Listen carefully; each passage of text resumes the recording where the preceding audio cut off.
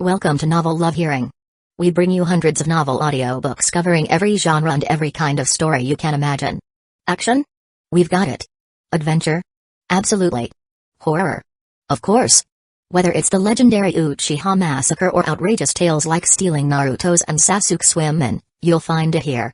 From epic series like One Piece, Bleach, Fairy Tail, and Hunter x Hunter, to countless other adventures, our library has it all. Love novels but don't have time to read?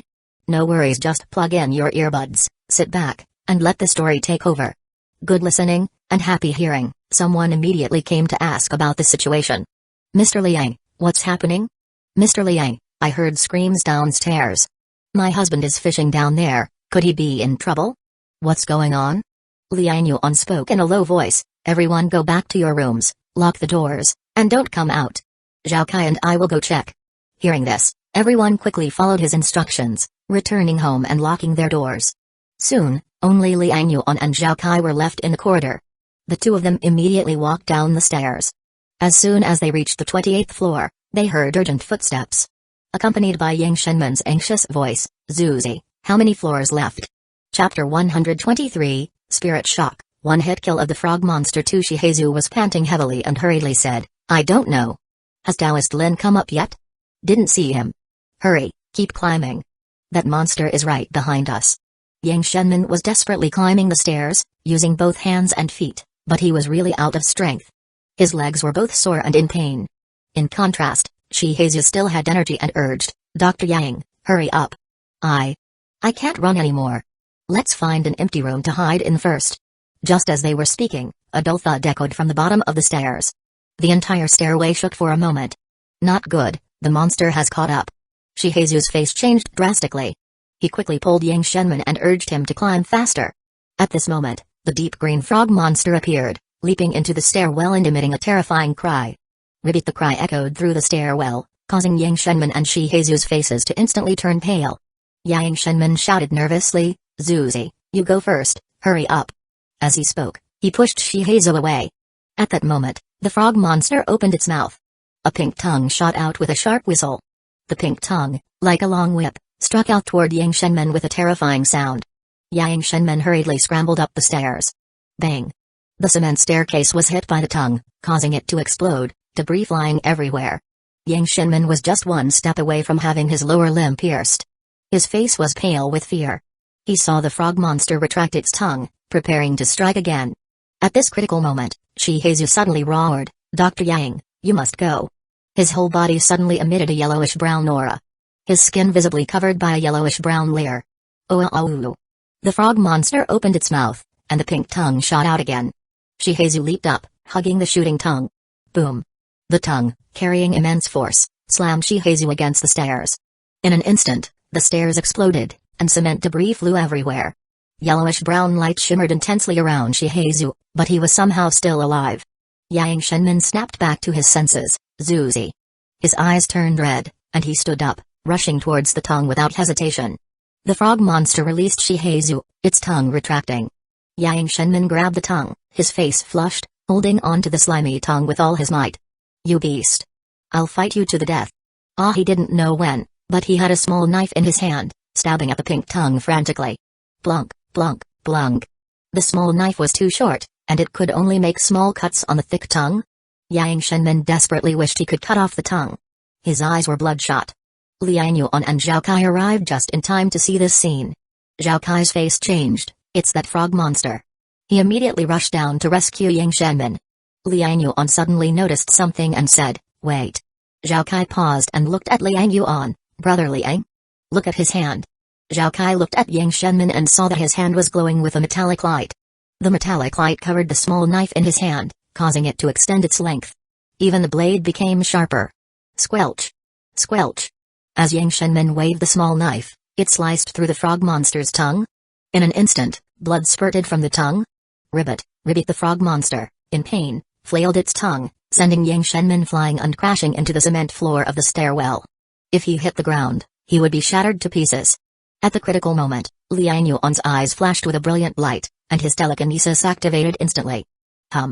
An invisible force caught Yang Shenmen, stopping his descent. Crack!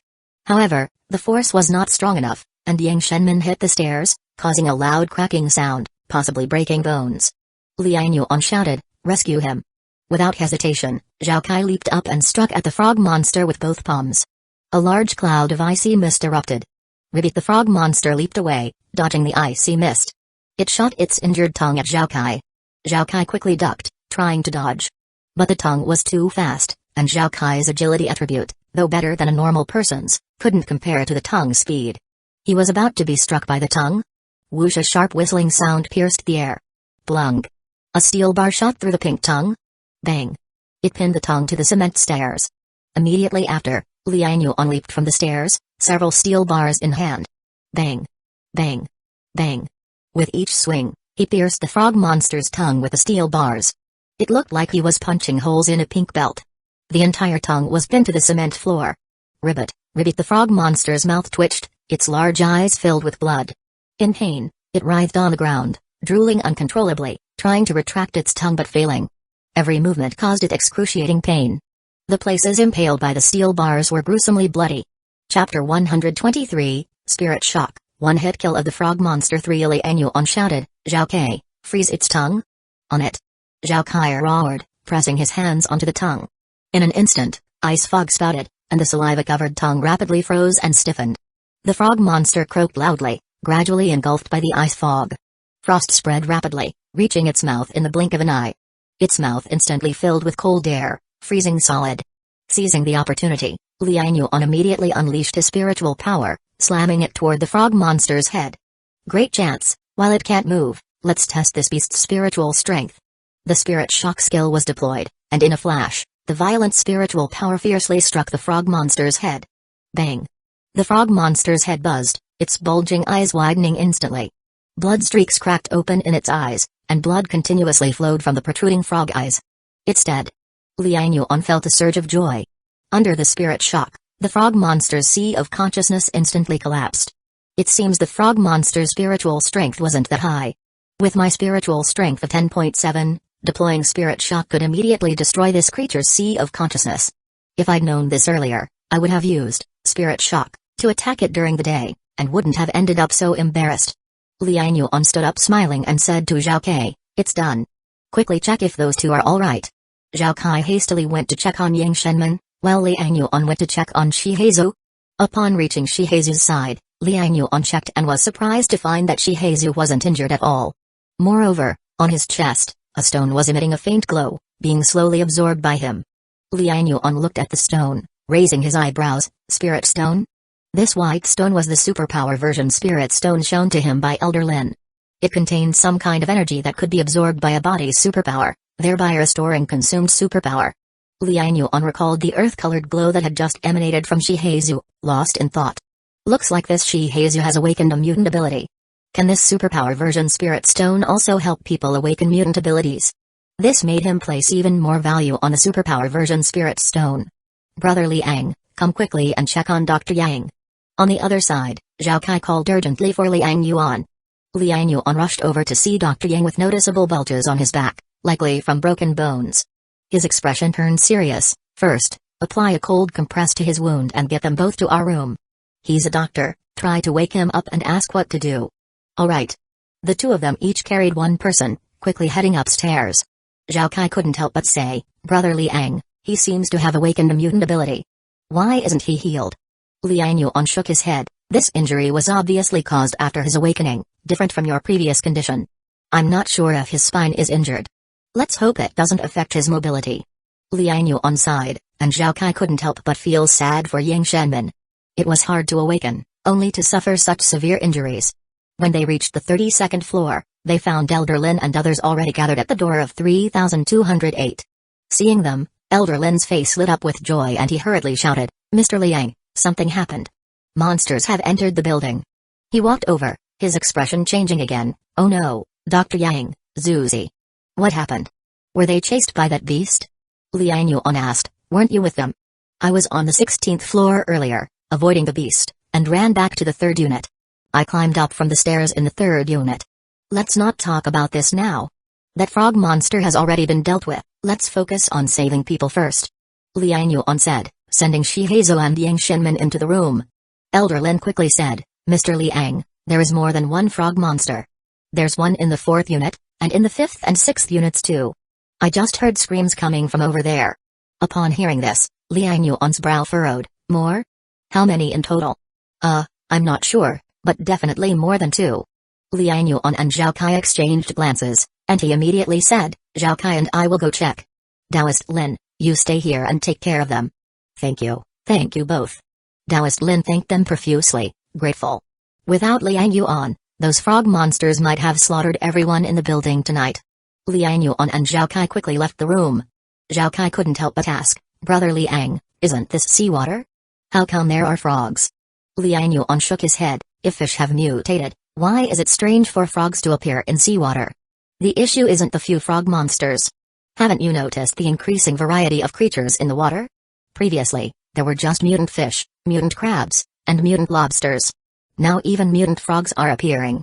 We must accelerate the construction of our raft. The sooner we leave here, the better. With more creatures emerging in the floodwater, we'll encounter more monsters.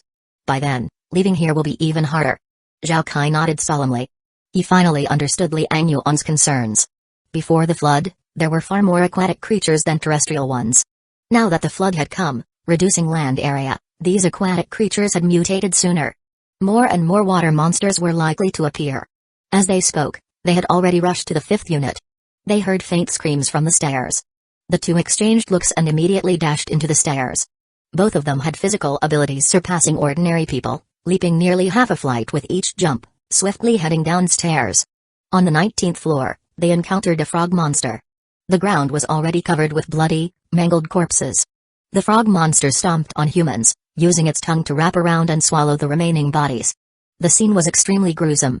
Chapter 124, Bloodstreak Frog Monster, Internal Crystallization. The gory scene made both of their faces instantly darken. Zhao Kai's face turned livid, ready to take action immediately. Liang Yuan grabbed him and said, You go save the people, leave this beast to me. Zhao Kai saw the screaming people, some had broken legs, others were so scared they were paralyzed and unable to move. He quickly said, Then Brother Liang, be careful. Liang Yuan waved his hand and strode towards the frog monster. The frog monster was still devouring the corpses, its head turned swiftly when it heard the commotion. Hueco, it let out a strange cry, immediately opening its mouth, its tongue shot out ferociously. Liang Yuan's body instantly lowered, his legs pushing violently off the ground. Whoosh! He leapt up, dodging the tongue in an instant. Bang! The frog monster's tongue hit the wall, and the wall exploded in an instant, cracks spreading rapidly, bricks flying. Liang Yuan noticed that the tongue of this frog monster was covered in adhesive slime, which stuck to a large section of the wall, tearing it down. If he got hit himself, even if his constitution was as high as 8 points and his defense power could stop the tongue's monster strength, he would still be stuck by the adhesive slime. Thankfully these creatures' spirit attributes aren't high. Without another word, Liang Yuan's eyes burst with deep radiance. A powerful spirit shock was unleashed ferociously. The air surged with waves of invisible force. In the next moment, the mutated frog monster's bulging eyes suddenly protruded further. Blood spurted from its eyeballs, the liquid spraying out. In its head, the sea of consciousness collapsed in an instant, turning the whole head into mush. With just one face-off, the spirit shock instantly killed this beast. He rested for a few dozen seconds, feeling his spiritual power slowly recovering in his mind, then got up and walked towards the frog monster's corpse. This frog monster, lying on the ground, is almost half a man's height, and overall it's more than 2 meters long. I wonder if this dark green skin is poisonous? Liang Yuan speculated. Although it looked like a frog, there are many kinds of frogs. Those tropical rainforest frogs can be extremely poisonous. Of course, Lenjiang City is not tropical, so it reasonably shouldn't have any tropical rainforest poisonous frogs. But now that biological mutations had appeared, what else could happen? So Liang Yuan did not dare to be careless. Ensuring the frog monster was completely dead, he studied the giant tongue. With the death of the frog monster, the pink tongue turned pale. It seemed to be due to a lack of blood circulation.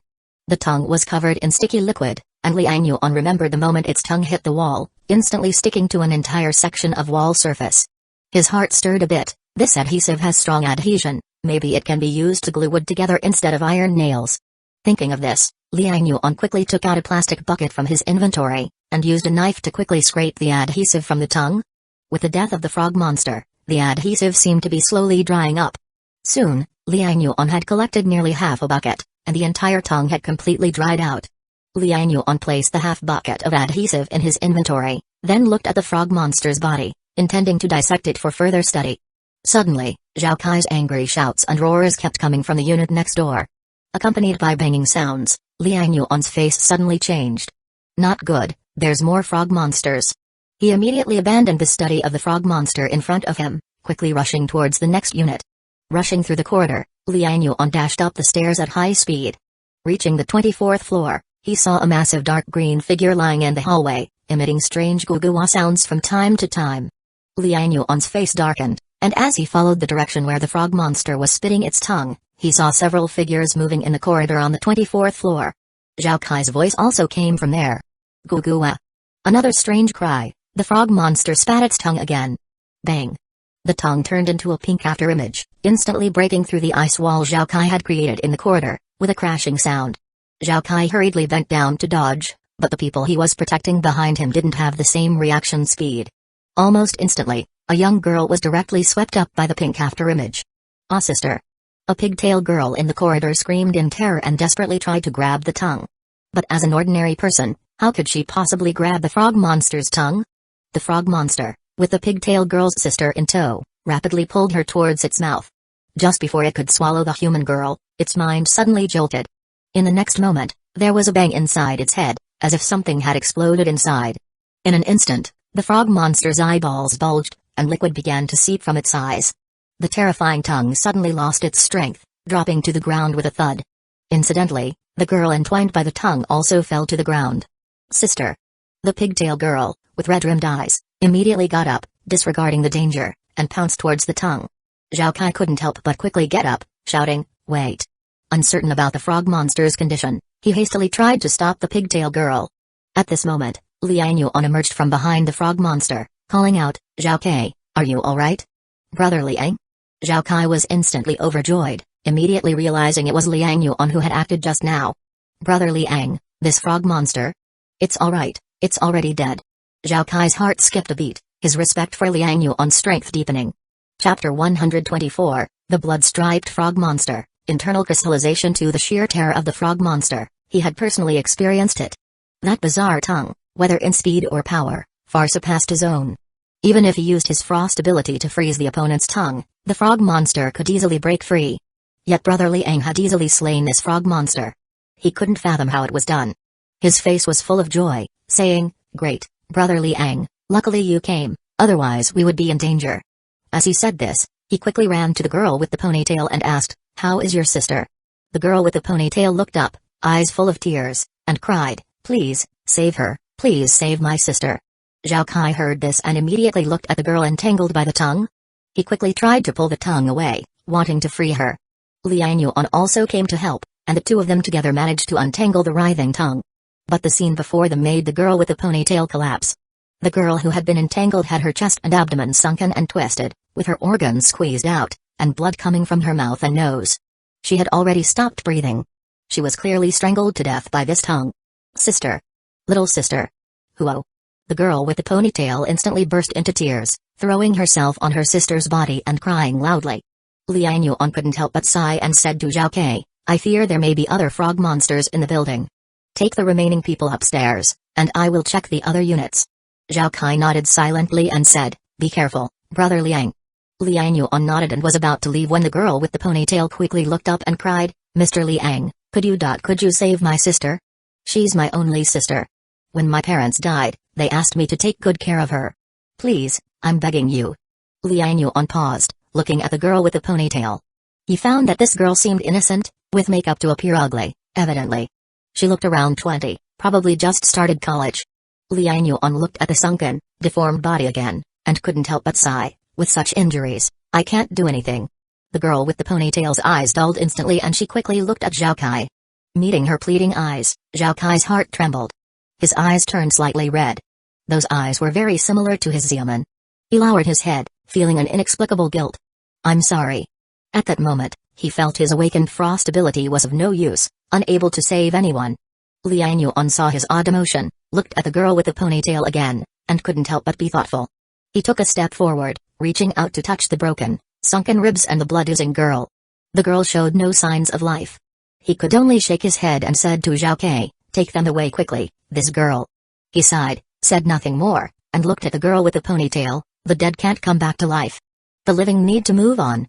Young girl, leave here quickly. The girl with the ponytail immediately burst into tears, completely losing her spirit, collapsing to the ground. Zhao Kai hurriedly helped the girl, who fainted from sorrow. Zhao Kai could only carry the girl, along with the corpse, and said to the others, "Follow me upstairs, quick." Then he looked at Liang Yuan and said, "Brother Liang, be very careful." Liang Yuan nodded, his heart a little anxious. If these frog monsters could enter Building 75, why couldn't they enter Building 76? Sister Mai and the others were all in Building 76. Nothing must happen to them. Suppressing his anxiety, he quickly cut off the frog monster's tongue and, without time to dissect the body, hurried to the other units. The flood is getting stronger, and these mutant creatures are increasing. These buildings can't be defended for long. I need to quickly get everyone to help me catch fish, earn points, and draw attribute points to enhance my strength. If this continues, it'll be hard to leave here. Liang Yuan took a deep breath. The appearance of mutated frog monsters made him even more urgent. He previously thought the frog monsters only appeared in the water and hadn't yet threatened the building's safety. But now it seems, these mutant creatures can also enter buildings. Since the frog monsters could come in, what about other mutant creatures? Octopuses, snakes, crabs. Once these animals mutate, they can also leave the water.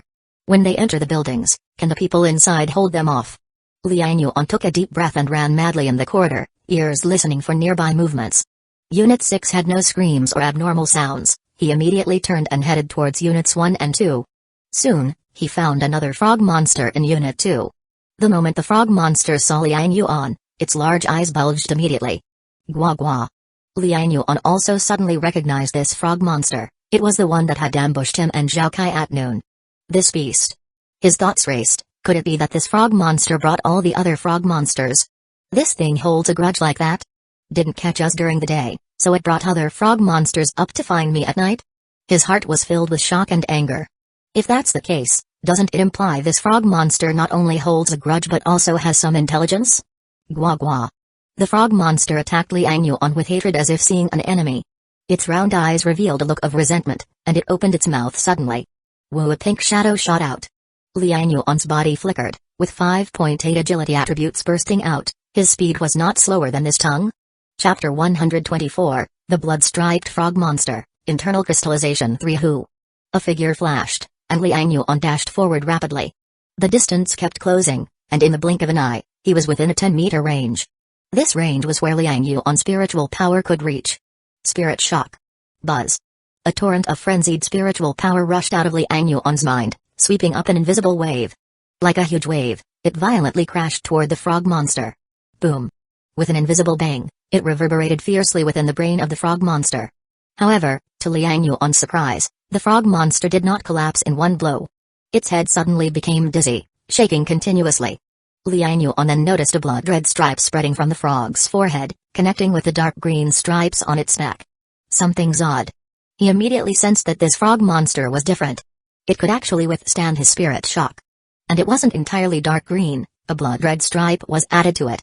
With his heart cautious, Liang Yuan took advantage of the opponent's daze from the spirit shock, and with a sudden burst of speed, he again closed the distance between them. Boom. The ground beneath him shattered instantly, and as the floor exploded, a steel rod appeared in Liang Yuan's hand. He raised the steel rod with his right arm, muscles bulging, and suddenly erupted. Muscle burst. He activated another one of his white skills. Muscle burst. His muscles burst with power, doubling his strength in a short time. His current strength attribute had already reached 5.9. With this burst, it directly exceeded 10 points. Wielding the steel rod, he fiercely stabbed it toward the mutated frog's forehead. The violent gust it created whistled through the air. The mutated frog was indeed extraordinary. Even though its head was dizzy, it instinctively jumped to the side. Boom. But its speed was ultimately a bit too slow, resulting in a muffled thud. Liang Yuan's steel rod plunged into the left foot of the mutated frog. So powerful was the force that the steel rod was driven halfway into the concrete floor. The mutated frog immediately croaked in pain. As it struggled hard, its hind legs, thicker than those of two adult men, kicked. Instantly, with a squelch from the left foot, it carried the steel rod, tearing the wound and breaking free. It opened its mouth, preparing to flick its tongue. But in the next moment, Liang Yuan unleashed another spirit shock. Buzz. The mutated frog's mouth immediately paused, and its tongue, about to shoot out, stiffened. Seizing this opportunity, Liang Yuan didn't bother to retrieve the steel rod from the ground. Instead, he quickly took out a new one from his inventory. He leaned back, raised his arm high, and took a javelin-throwing stance. "Hey!" Liang Yuan shouted, swinging his arm and forcefully throwing the steel rod. Whoosh! A terrifying whooshing sound exploded in the air, and in an instant, the steel rod, like a fleeting shadow, pierced directly into the frog monster's mouth. Puff! With immense force, the steel rod shot through the frog monster's mouth, pierced its palate, and went all the way through, embedding in its skull. The enormous frog monster immediately struggled in agony, rolling violently on the ground. Liang Yuan leaped up and, taking advantage of its dazed state, rode on its head. Then he grabbed the steel rod stuck in its skull, which was still stained with some unknown liquid, and yanked it out fiercely. Crack! With such tremendous force, he even tore open the frog monster's skull. Goo! The frog monster let out a final wail, then with a thud, its massive head crashed to the ground. It lay still immediately. Liang Yuan leaped off its head. He held onto the corridor wall, slightly panting. The muscle burst skill was indeed useful, but it also consumed a lot of energy. It's a good thing my constitution has improved, otherwise I couldn't handle the burst from the muscle burst skill. He felt lucky inside, realizing that constitution was just as important among the 4 major attributes. His spiritual power gradually recovered, and after a brief rest, Liang Yuan quickly approached the frog monster. Picking up the steel rod, he was just about to cut its tongue and collect the mucus. Suddenly, his eyes fixed on the opened skull. Huh? What's that? Within the skull was a red flesh ball, connected by a thick vein that extended to the flesh on its back, forming the red stripe. Liang Yuan felt an inexplicable agitation within, as if he deeply desired something. His heart stirred as he quickly walked over. With a flip of his palm, he took out a dagger from his inventory and poked at the red flesh ball. The red flesh ball was full of blood-red veins. Inside, there was an irregular transparent white crystal. Liang Yuan's heart skipped a beat. This looks like the spirit stone Elder Lin mentioned. The irregular white crystal looked very much like the superpower version spirit stone Elder Lin had given him. Liang Yuan immediately cut down the flesh ball with the dagger and sliced it open, extracting the crystal. The crystal felt cool, not warm, to the touch. The sensation was very similar to his own spiritual power. Feeling a stir inside, Liang Yuan couldn't resist pressing the crystal against his forehead. Instantly, his spiritual power surged out, enveloping the crystal. Buzz! Under the cover of his spiritual power, a large amount of milky white light poured out from the crystal, quickly being absorbed by his spiritual power. Liang Yuan felt the mental energy he had used up with continuous spirit shocks rapidly being restored. Not only that, but as his spiritual strength brimmed, it seemed to continue growing. Liang Yuan closed his eyes to carefully sense the change, and within less than 10 seconds, the sensation faded. When he opened his eyes, he saw the white crystal had turned into dust, like plaster, swirling away in a gust of wind. Squinting his eyes, Liang Yuan immediately summoned the system. Display the attribute panel. Host, Liang Yuan, Constitution, 8.8, Strength, 5.9, Agility, 5.8, Spirit, 11.1. Liang Yuan scanned through and immediately noticed the changes on his attribute panel. The Spirit attribute has increased from 10.7 to 11.1. This thing can actually boost attributes. One crystal directly increased my attribute value by 0.4 points. Chapter 125 Awakening 2 more people. Some of these mutant creatures have strange crystals inside them that can enhance the 4 major attributes of the human body. So, even other mutant ability users, without a system panel, can still enhance their power by absorbing the crystals from these mutant creatures. Liang Yuan pondered, isn't this basically the same as increasing attributes through my lottery system? Then doesn't my advantage of accumulating points and drawing attributes disappear? No, I can't think like that. These mutant creatures carrying crystals can't be very common. And these mutant creatures that can condense crystals are clearly stronger than regular mutants. They are not easy to kill. But the lottery system is different. I only need to kill ordinary mutant creatures to quickly accumulate points and draw attribute points to increase my strength. The difficulty level is completely different. I can enhance my power much more easily than others. Understanding the subtleties, Liang Yuan felt relieved. He still held an advantage with his system and didn't need to worry about this. Right now, in the area around Midu Garden, he was probably still the top human mutant ability user. Liang Yuan glanced at his system panel and suddenly paused, noticing the points section. I didn't notice the system notification earlier. These frog monsters give a high number of points. He scanned his points acquisition record. The first 3 frog monsters gave 100 points each.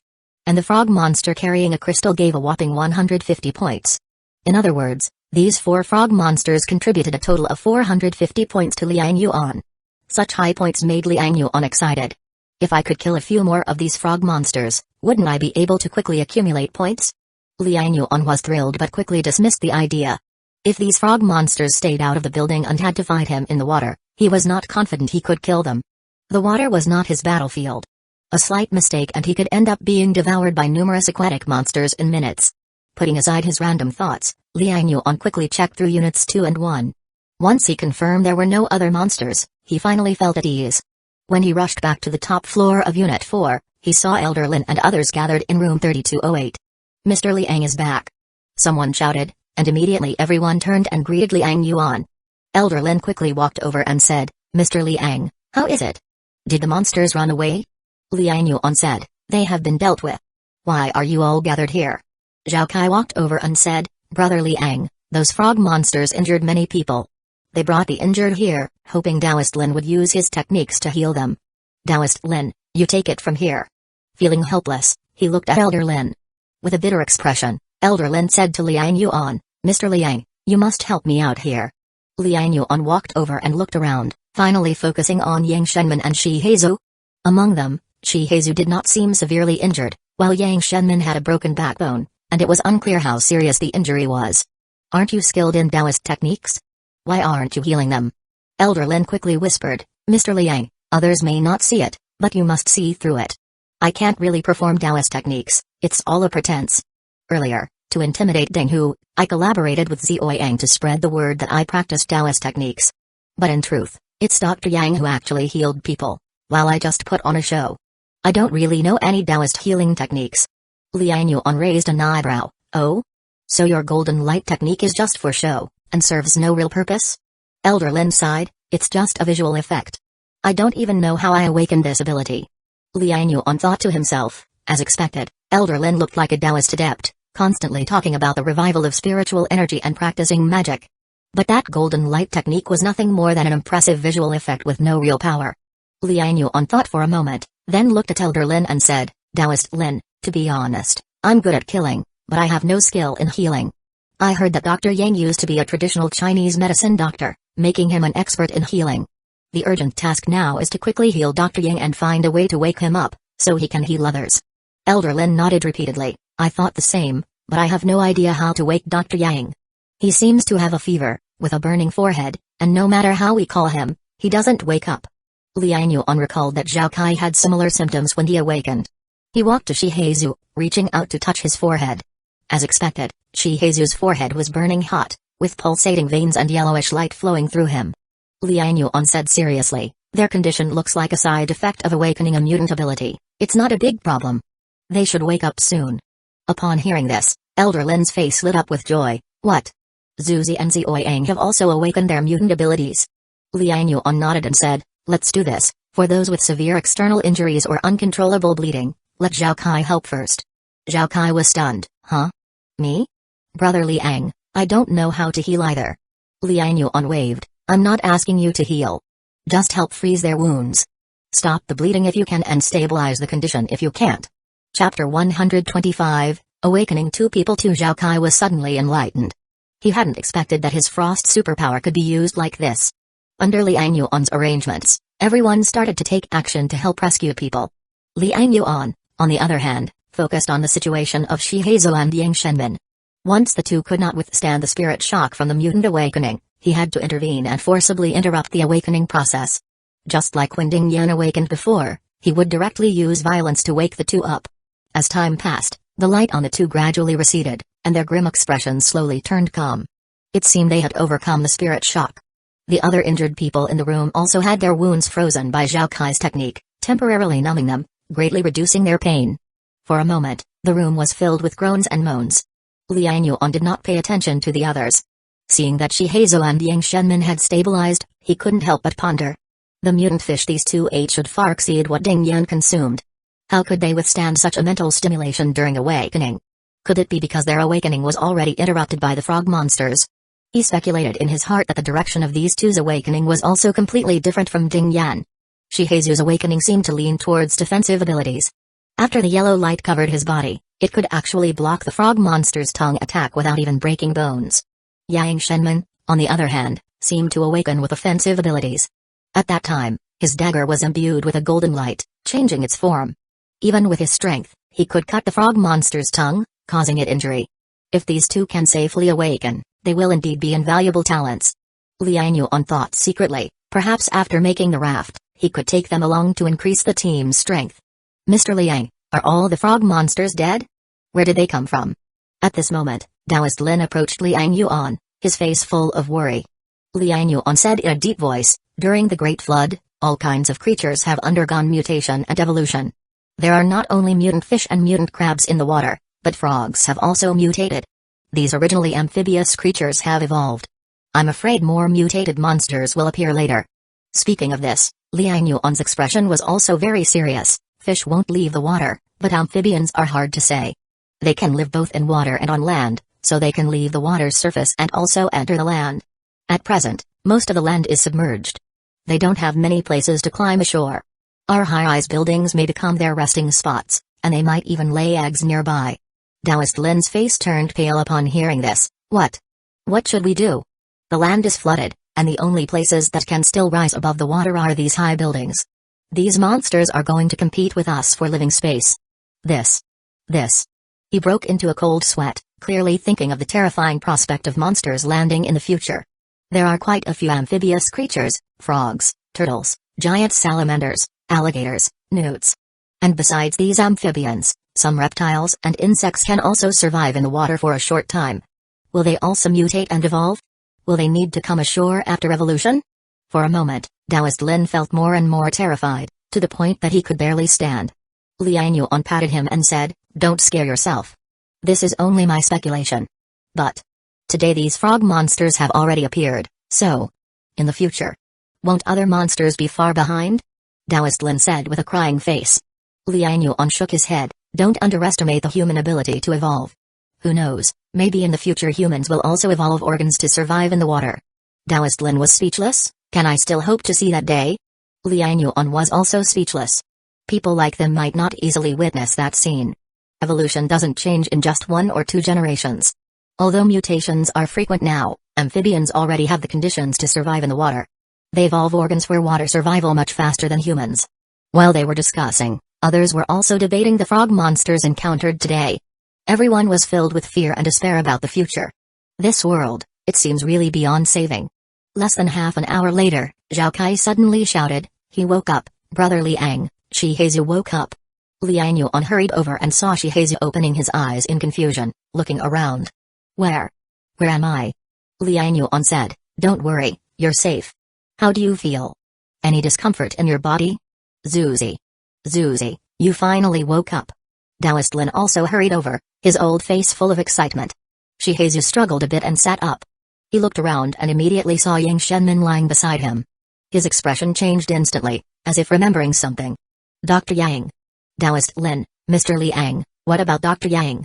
He remembered that he, Dr. Yang, and Taoist Lin were chased all the way by a mutant frog, barely making it to the 20-somethingth floor but still got caught up. He was hit by the monster's tongue and lost consciousness. He didn't expect to still be alive. Taoist Lin quickly summarized the course of events, then asked, "How do you feel?" "Mr. Liang said you awakened a mutant ability. Did you really awaken?" Chapter 125, Awakening 2 More People 3. Shihezu's expression froze, and he subconsciously raised his hands. "My ability." He saw an earthy yellow halo appear on his hands, visible to the naked eye. Soon, the skin on his palms rapidly turned to stone. In the blink of an eye, his hands looked like pieces of greenish-yellow stone. Despite the visible veins, they also had a petrified appearance. Liang Yuan saw this and couldn't help but show a look of surprise, saying, "Is this a petrification ability?" Elder Lin also opened his mouth wide. "Zuzi, your surname is Stone, and you've awakened a petrification ability? What a coincidence."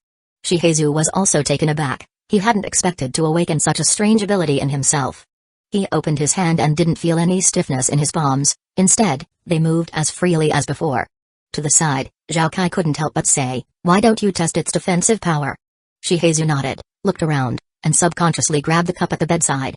He placed the cup between his 2 hands and then pressed down hard. Creak. The stainless steel cup was immediately squashed and cracked. The broken edge appeared somewhat sharp. Liang Yuan nodded. The strength has clearly increased. Try scratching your palm with the broken edge. Shihezu got excited. I'll give it a shot. He quickly used a deformed stainless steel cup, pressed the sharp edge against his fingertip, and pressed down hard. Creak. In an instant, the stainless steel cup twisted again, unable to harm him at all. Liang Yuan's eyes flashed. The defensive power has clearly increased significantly. Try a knife. As he said this, a fruit knife suddenly appeared in his hand, which he handed to Shihezu. Shihezu was also pleased. Let's see. He also wanted to know just how powerful this mutant ability of his was. With the tip of the fruit knife aimed at his petrified fingernail, he began to cut with force. Screech! The ear-piercing sound of metal grinding against stone echoed, yet only a faint white mark was left on Shihezu's fingernail, with sparks flying. The sight before them stunned everyone, making them exclaim in awe. Wow, what amazing defense! Shihezu has also awakened a mutant ability, and the defense of his petrified skin is incredibly strong. Doesn't this mean he's invulnerable to blades and bullets? With this ability, even Denghu wouldn't be a threat. Shihezu, full of excitement, said, so strong. I feel like my fist is really hard, it seems like nothing can break it. He swung his fist, feeling the unique power. Elder Lin was also ecstatic. That's great, Zuzi. With this ability, we won't have to worry about another Denghu appearing again in Building 75. Shihezu, with a flushed face, excitedly nodded. Taoist Lin, we won't be afraid of Denghu anymore. Denghu is already dead, why fear him? From now on, we need to worry about those frog monsters and other creatures in the water, Elder Lin quickly said. Speaking of the frog monsters, everyone snapped back to reality, and Shihezu also thought of Yang Shenman, quickly looking in her direction. He asked, what's happening with Dr. Yang? Elder Lin, excitedly, said, Mr. Liang said Zioi Yang also awakened a mutant ability, but she hasn't woken up yet for some reason. Liang Yuan said, during his awakening, he was injured by the frog monster, with a fracture in his back. We don't know if it will affect his spinal nerves. What? How could this happen? Elder Lin and Shihezu's expressions changed, and they looked at Yang Shenman with nervous faces. It won't. Suddenly, Yang Shenman, who had her eyes closed, opened them and spoke slowly. Everyone was overjoyed instantly. Shihezu hurriedly got out of bed, saying, Dr. Yang, you're awake. Zioi Yang, you've finally woken up. How do you feel? Elder Lin also hastily showed his concern. Yang Shenman didn't get up, she still lay there, smiling bitterly. My left scapula seems to be broken, but it's not serious. It's a bone fracture with some slight displacement.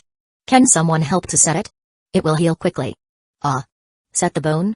Elder Lin quickly shook his head, looking at Liang Yuan and Zhao Kai. Mr. Liang, Mr. Zhao, do either of you know how to do it? Liang Yuan and Zhao Kai didn't possess such skills and shook their heads one after another. Shihezu also shook his head, indicating he couldn't help either. Everyone present looked at each other in dismay. Yang Shenman frowned involuntarily. Bone setting isn't too difficult, but it's not simple either. It's a discipline within traditional Chinese medicine and usually requires some experience. His skill in traditional Chinese medicine was considerable, but the problem was that he was the injured one. There was no way to set his own bone. Everyone was at a loss until a voice emerged from the corner. I know a little. Everyone turned to look and saw a girl with a ponytail, face still tear-stained, speaking softly. Seeing the girl, Zhao Kai's expression changed. It was the ponytail girl he had rescued earlier. Before, he had heard others call her Tang Ying. Tang Ying, do you know how to set bones? Zhao Kai immediately walked over to her, asking. Tang Ying glanced at Zhao Kai and nodded, eyes red. Mr. Zhao, thank you for saving me before. Zhao Kai sighed, I'm sorry I couldn't save your sister. Tang Ying's eyes filled with tears again. Zhao Kai immediately scolded himself for being insensitive.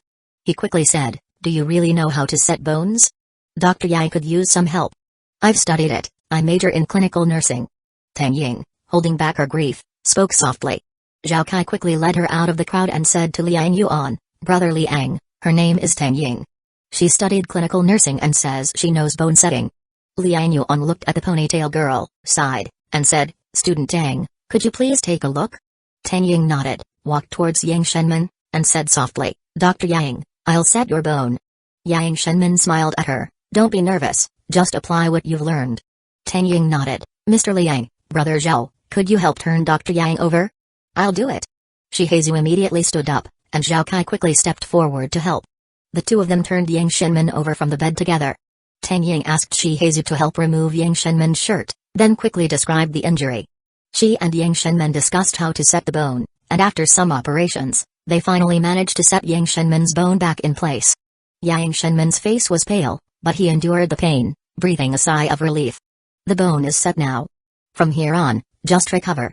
Liang Yuan said, you've already awakened your mutant ability. Your recovery will be faster than a normal person's. How do you feel now?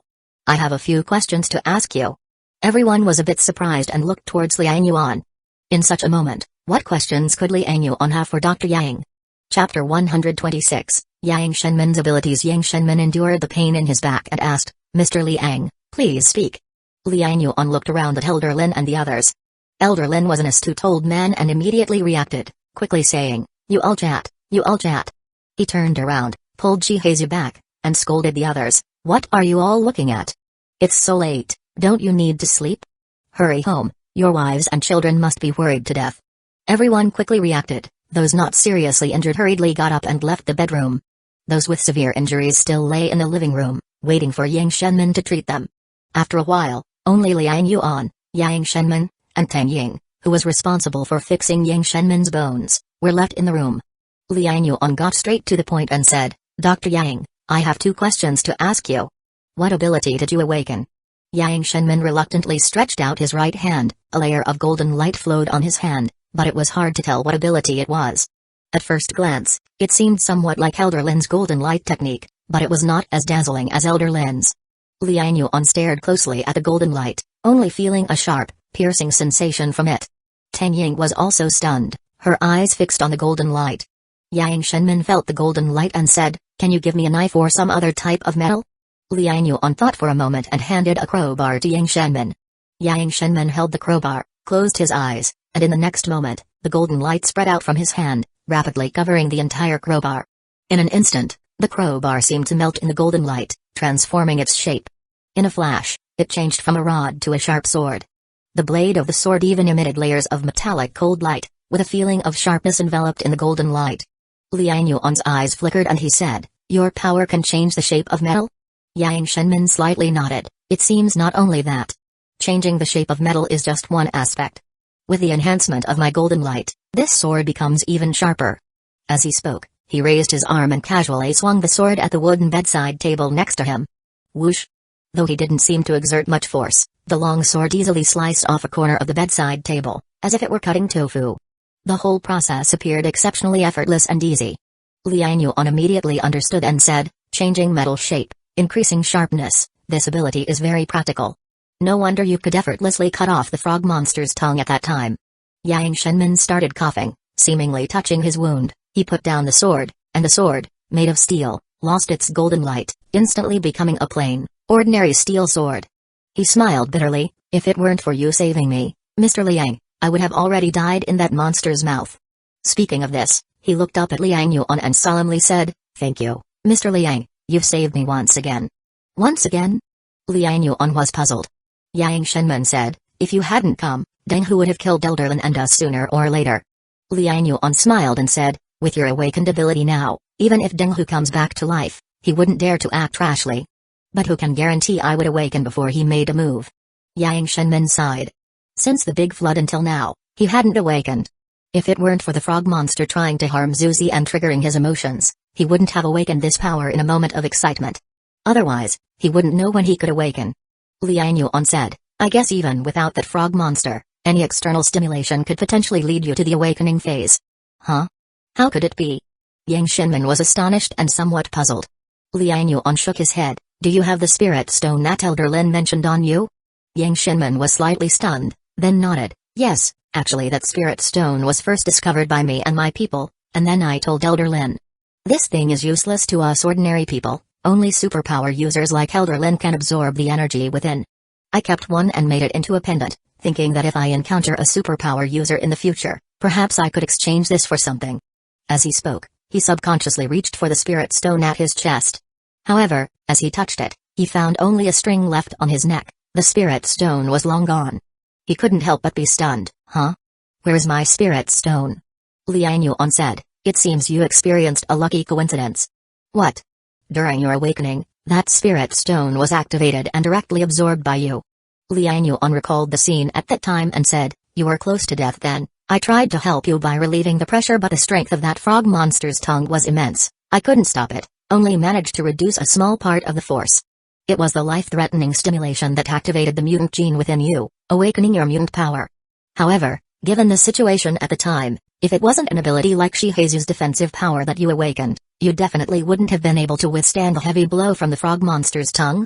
It was that superpower stone that was activated and absorbed by you while you were injured, rapidly compensating your mutant energy, greatly enhancing your life force. Additionally, I suspect this stone might also be a factor in inducing your awakening. Yang Shinman was shocked, his mouth open wide. This superpower spirit stone has such a use? Liang Yuan shook his head. This is just my speculation, there's no solid evidence. He stood up and said, I've asked my questions, you rest well. Chapter 126 Yang Shenman's ability to wait, Mr. Liang.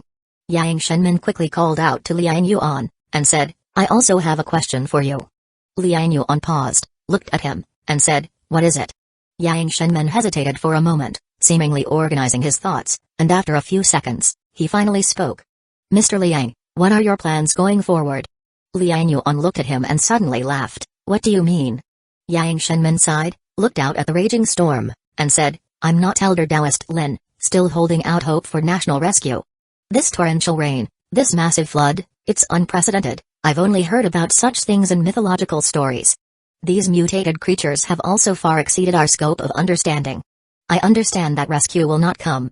Self-rescue is our only way out. I don't know how much longer this building can hold out. Before this, I still fantasized that maybe the torrential rain would stop after a few months, and the flood wouldn't reach us. But now I don't dare think that way. Even if the flood does not submerge the building, these mutated creatures in the flood will probably start invading overwater structures. We can't stay here. I think you must have noticed that too, right? Liang Yuan laughed. This Dr. Yang is truly a highly educated person, with ideas and insights. Most people are still holding on to wishful thinking, hoping to hide inside buildings and wait for the storm to stop. The appearance of mutated frogs has really scared some people, making them realize that even inside the buildings, it's not so safe. Liang Yuan thought for a moment and said, I don't plan on staying in the building for much longer. Yang Shenman's eyes widened instantly. You have a way to leave?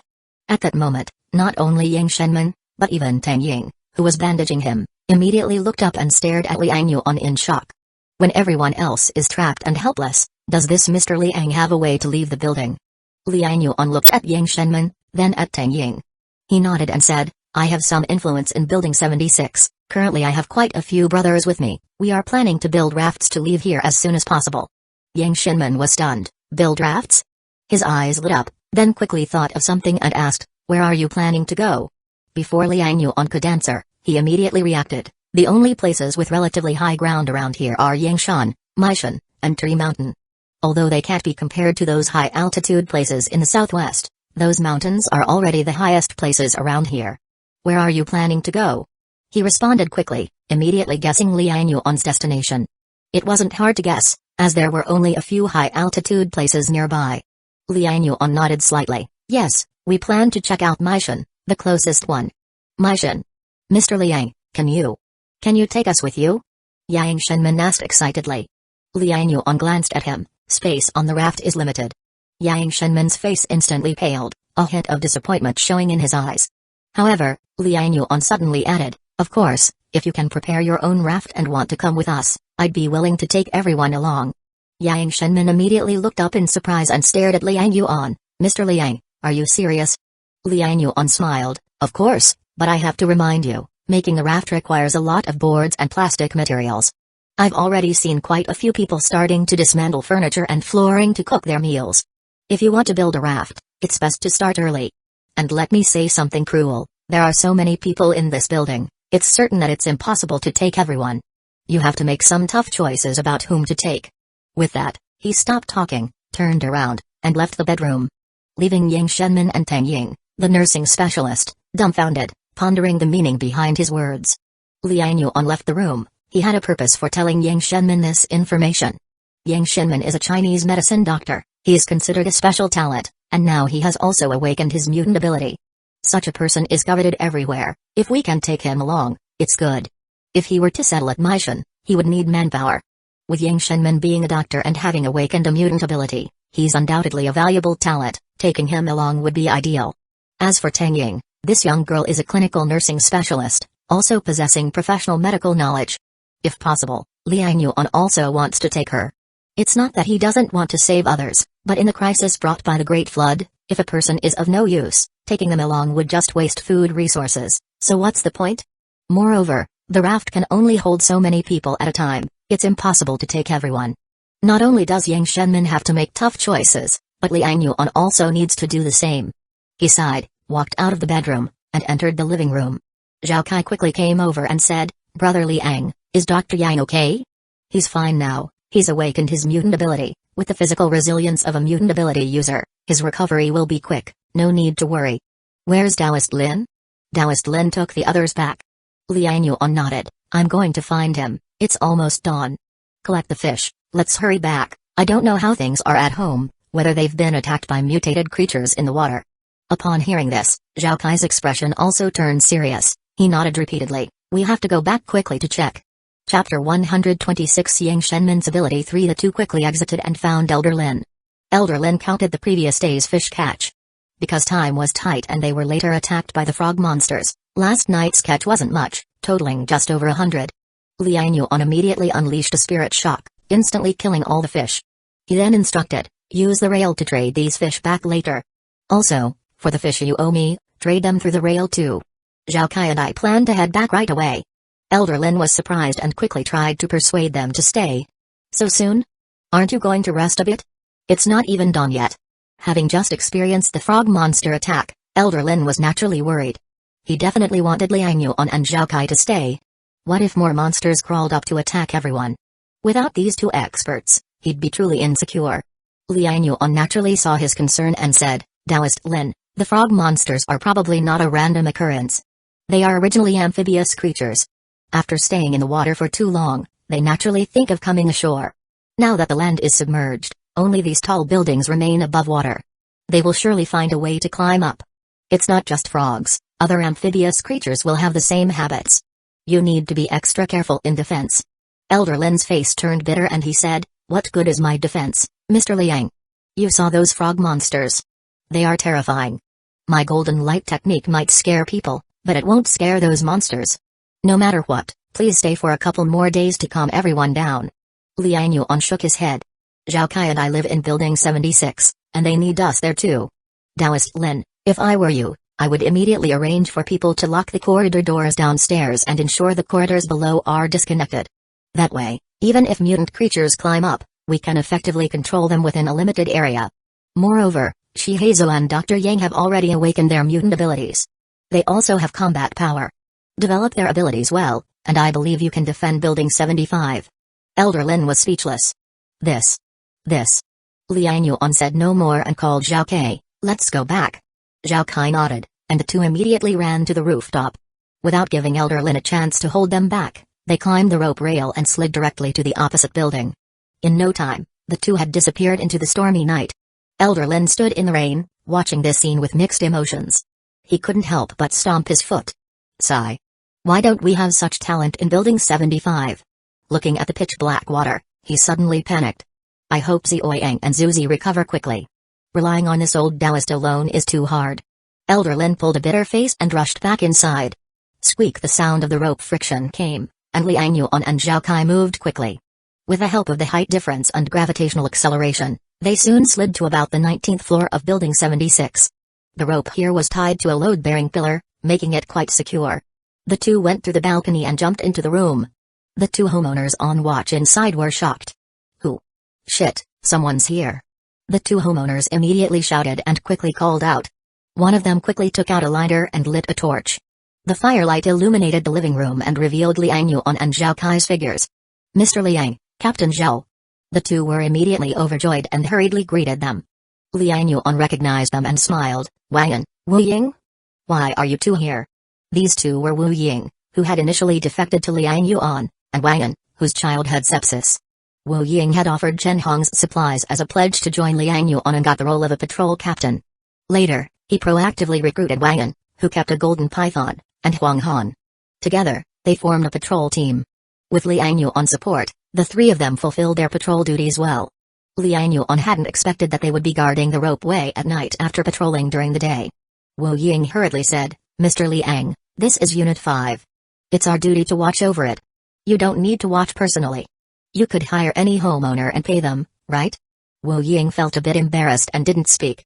Wang An proactively explained, Mr. Liang, I wanted to do it. Oh? Why? Wang An gave a bitter smile. My daughter contracted sepsis because she didn't eat vegetables, right? Now, although she's received enough vitamins, she's still weak.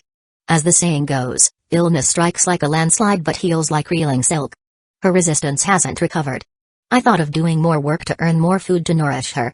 Liang Yuan was silent for a moment, then asked Wu Ying, how are the rewards for guarding the ropeway? You can get 2 buns for a night's work. Many people fight for the job. Wu Ying smiled. Now, fish were a standard currency in the building, but buns were a highly sought-after item. Who wouldn't want to eat some hot buns? Liang Yuan nodded and said, if you have difficulties, tell me. If your daughter needs more vitamins, I have some left. Thank you, Mr. Liang. Wang An said gratefully. Liang Yuan then asked, since I left, has there been any trouble in the building? Wang An opened his mouth but hesitated to speak. Wu Ying's eyes flickered too, and he didn't say anything. Liang Yuan immediately frowned and said sternly, are you hiding something from me? What happened? Wu Ying quickly replied, Mr. Liang, we wouldn't dare hide anything from you. It's just, we don't know how to explain. Chapter 127 You only need to be responsible to me, Wu Ying stammered, making Liang Yuan increasingly impatient. He looked at Wang An and barked, you say it. Wang An hesitated for a moment and said, Mr. Liang, after all, he's also a member of our patrol team. Liang Yuan immediately raised his eyebrows, his face darkening. Patrol team? What's wrong with the patrol team? The two were startled. Wu Ying hurriedly said, actually, it's nothing much, just someone under Captain Ding Yan's team, that's Sun Da. Sun Da? What about him? Zhao Ke, standing by, curiously asked. Wu Ying quickly waved his hand, not Sun Da, old Sun is actually quite honest, but he's overly indulgent with his child. Wang An couldn't help but say, is that called indulging a child? His son has done such a beastly thing, and you call that indulgence? Wu Ying hastily said, Wang An, don't speak recklessly, the matter hasn't been concluded yet. Sun Tzu said that little mute falsely accused him. Wang An angrily retorted, isn't it obvious? He bullied the mute because he can't talk and twisted the truth. The more Liang Yuan listened, the stranger he felt. He knew Sun Da. He was Zhang Lanjuan's husband in the fish-killing team. Zhang Lanjuan was the one who bribed Sister Mai with condoms to get her husband a patrol team position back then. Because of this, Kai's wife Wu Qian also took a bribe and helped out, encouraging Yang Mai to speak well of him to Liang Yuan. Later Kai's even apologized to Liang Yuan for this matter. Liang Yuan remembered it vividly, and naturally, he'd looked into Sun Da. He seemed like an honest man. But who was this Sun Tzu? Sun Da and Zhang Lanjuan's son? He couldn't help but press for details. What's going on? Tell me everything, clearly and thoroughly. Wu Ying had no choice but to explain the situation. Mr. Liang, this Sun Tzu is Sun Da's son. A resident reported that he used his father's position as a patrol member to bully others. In the evening, a resident had a quarrel with Sun Tzu in the corridor, and it even turned physical. The resident accused Sun Tzu of abusing women by using his father's reputation. Upon hearing this, Liang Yuan's eyes flashed with a touch of darkness. He immediately asked, did you investigate? Is it true? Wu Ying sighed. The resident said Sun Tzu bullied his daughter. We asked his daughter, only to find out she's deaf and mute and couldn't speak. Sun Tzu said the mute girl seduced him, trying to exchange food. Said the mute girl framed him instead. The resident argued with him. Both sides had their own stories. The little girl cried, and we couldn't tell the truth for the moment. Later Sun Da and his wife Zhang Lanjuan arrived. We're waiting for your decision, sir. Wu Ying briefly recounted, but Liang Yuan had already envisioned the scene. Wu Ying and Wang An didn't want to administer justice, but they were hindered by the statuses of Zhang Lanjuan and Sun Da. This Zhang Lanjuan was an old hand in the fish-killing team, familiar with Yang Mai and Wu Qian, and held some sway even in front of Liang Yuan, so Wu Ying naturally didn't want to offend her. Sun Da was also a member of the patrol team, and Wu Ying couldn't directly and severely investigate him either. In the entire patrol team, apart from Old Ma and Kaizi, who were ordinary people, the rest of the captains had superpowers. And Wu Ying himself was also an ordinary person. It wasn't easy for him to get this patrol captain position, so he dared not act recklessly. Liang Yuan could understand his plight but felt a bit disappointed at his actions. Looking at Wu Ying with a cold expression, he only said, where's this Sun Tzu? Wu Ying said helplessly, taken home by Sun Die and Zhang Lanjuan. Liang Yuan's face immediately darkened. Taken home? He hasn't been cleared of suspicion. Who let you release him? Ah. This. Mr. Liang, I didn't have any evidence to arrest him. Liang Yuan looked at Wu Ying with some disappointment. Wu Ying, do you know why among the 6 unit buildings and 6 patrol teams, I specifically chose someone without powers or combat strength like you to be a patrol captain? Wu Ying's heart skipped a beat, sweat beading on his forehead, his lips trembled but he didn't know what to say. Liang Yuan said solemnly, considering you voluntarily brought Chen Hong's stuff, as a pledge of allegiance to me, I thought you were a smart person. But now it seems, I might have been wrong about you. Mr. Liang, Wu Ying's forehead was drenched in cold sweat, wanting to explain but couldn't find the words. Liang Yuan sneered, you were arranged by me personally, your patrol captain position is responsible for the entire Unit 5's security. With such power in your hands, you're playing both sides here. Don't you realize, whatever you do, you only need to answer to me? Now tell me, what are you afraid of? Afraid of this Sun Da? Or afraid of Zhang Lanjuan? Or do you think I'm foolish enough to be easily fooled and can't distinguish right from wrong? Liang Yuan angrily rebuked, his voice not loud but increasingly sinister. Wu Ying's face turned pale, shaking his head repeatedly. Mr. Liang, I'm sorry, I was wrong. I heard Sun Da was personally recommended by you to Captain Ding, so I thought he was your man, therefore. He was indeed scared. Sun Da was placed by Liang Yuan's recommendation to Captain Ding Yan. Naturally, he feared Sun Da's background, afraid of unintentionally angering Liang Yuan. Liang Yuan sighed inwardly, this was why he was reluctant to develop his power base. Too many messy issues. Anyone could use his name to act big and bluff outside. He could understand, Wu Ying wasn't so much afraid of Sun Da or Zhang Lanjuan, but himself. Chapter 127 You only need to be responsible to me too. The person's expression softened a bit, and he said, remember this, unless I personally give the order, everything in this building is to be done according to procedure. Now I'm giving you an opportunity, bring everyone involved to room 3201. I'll be waiting for you there. Wu Ying nodded repeatedly, understood, I'll go find them now. With that, he hurriedly took Wang and quickly left the room. Liang Yuan watched the two leave, feeling agitated. Such a small place, so much trouble. Some people, when they get a bit of power in their hands, they don't even know who they are anymore. Why can't they just quietly earn points for themselves? Damn it. He couldn't help but mutter a curse. Zhao Kai on the side asked, Brother Liang, should I go with them? Liang Yuan nodded, go and take a look. Wu Ying and Wang An are just ordinary people, if a confrontation really happens, they might not be able to handle it. I'll go back first. Alright. Zhao Kai quickly left and followed them. Liang Yuan also left the room and returned to 3201. The door opened, and a stern voice immediately came from inside. Who's there? It was Ding Yan's voice. Liang Yuan remembered, he had specifically asked Ding Yan to accompany Yang Mai at home. He hurriedly said, it's me, Liang Yuan. As he spoke, he lit a lighter. The faint flame illuminated the living room. He saw that the bedroom door was already open. Ding Yan was holding a crossbow arrow, aiming in his direction. When she saw it was Liang Yuan, her cold expression immediately turned into surprise and joy. Liang Yuan. Why are you back at this time? Liang Yuan looked at Ding Yan, his eyes also widened. Ding Yan had heard a noise and rushed out to check the situation, still wearing her sleepwear. She had a great figure, especially her firm chest.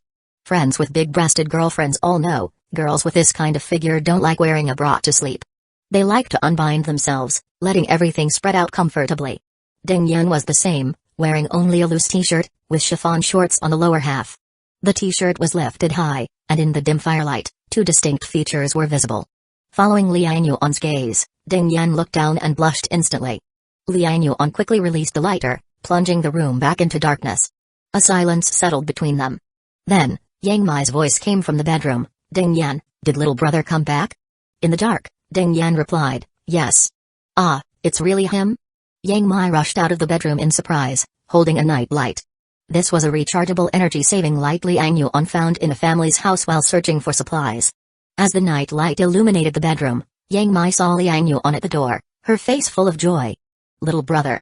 She immediately ran to Liang Yuan like a swallow returning to the woods. Liang Yuan naturally opened his arms and hugged her. Her heavy and plump body made Liang Yuan feel a rush of warmth. The ambiguous tension aroused by Ding Yan felt like it was getting out of control. Yang Mai quickly sensed his unusual reaction, her excitement halted. Blushing, she quickly released Liang Yuan and pinched him discreetly, casting a charming glance at him. Then she softly said, "It must have been hard on you out there. Why didn't you wait until morning to come back?" Liang Yuan laughed, "I was worried about you. You're so annoying. Ding Yan is still here." Yang Mai's face instantly turned red with both shyness and joy. Seeing this, Ding Yan felt a bit of jealousy and said, "It's good that you're back. I'll tidy up and go to sleep."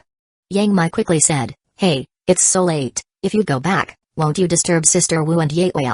We have rooms here, just sleep in the guest room." Ding Yan didn't reply and looked at Liang Yuan. Liang Yuan coughed, "Sister Mai is right, we have space here." Ding Yan bit her lip and looked deeply at Liang Yuan. "You said it." Liang Yuan was stunned, not understanding what she meant. But Yang Mai understood and felt a bit complicated. "Oh, it's just sleeping, I make the decision, you stay." Liang Yuan didn't understand the silent conversation between the two women, but he remembered that Wu Ying and the others would be coming soon, so he said, "You both should put on some clothes, someone will be coming over soon, and I need to handle some matters."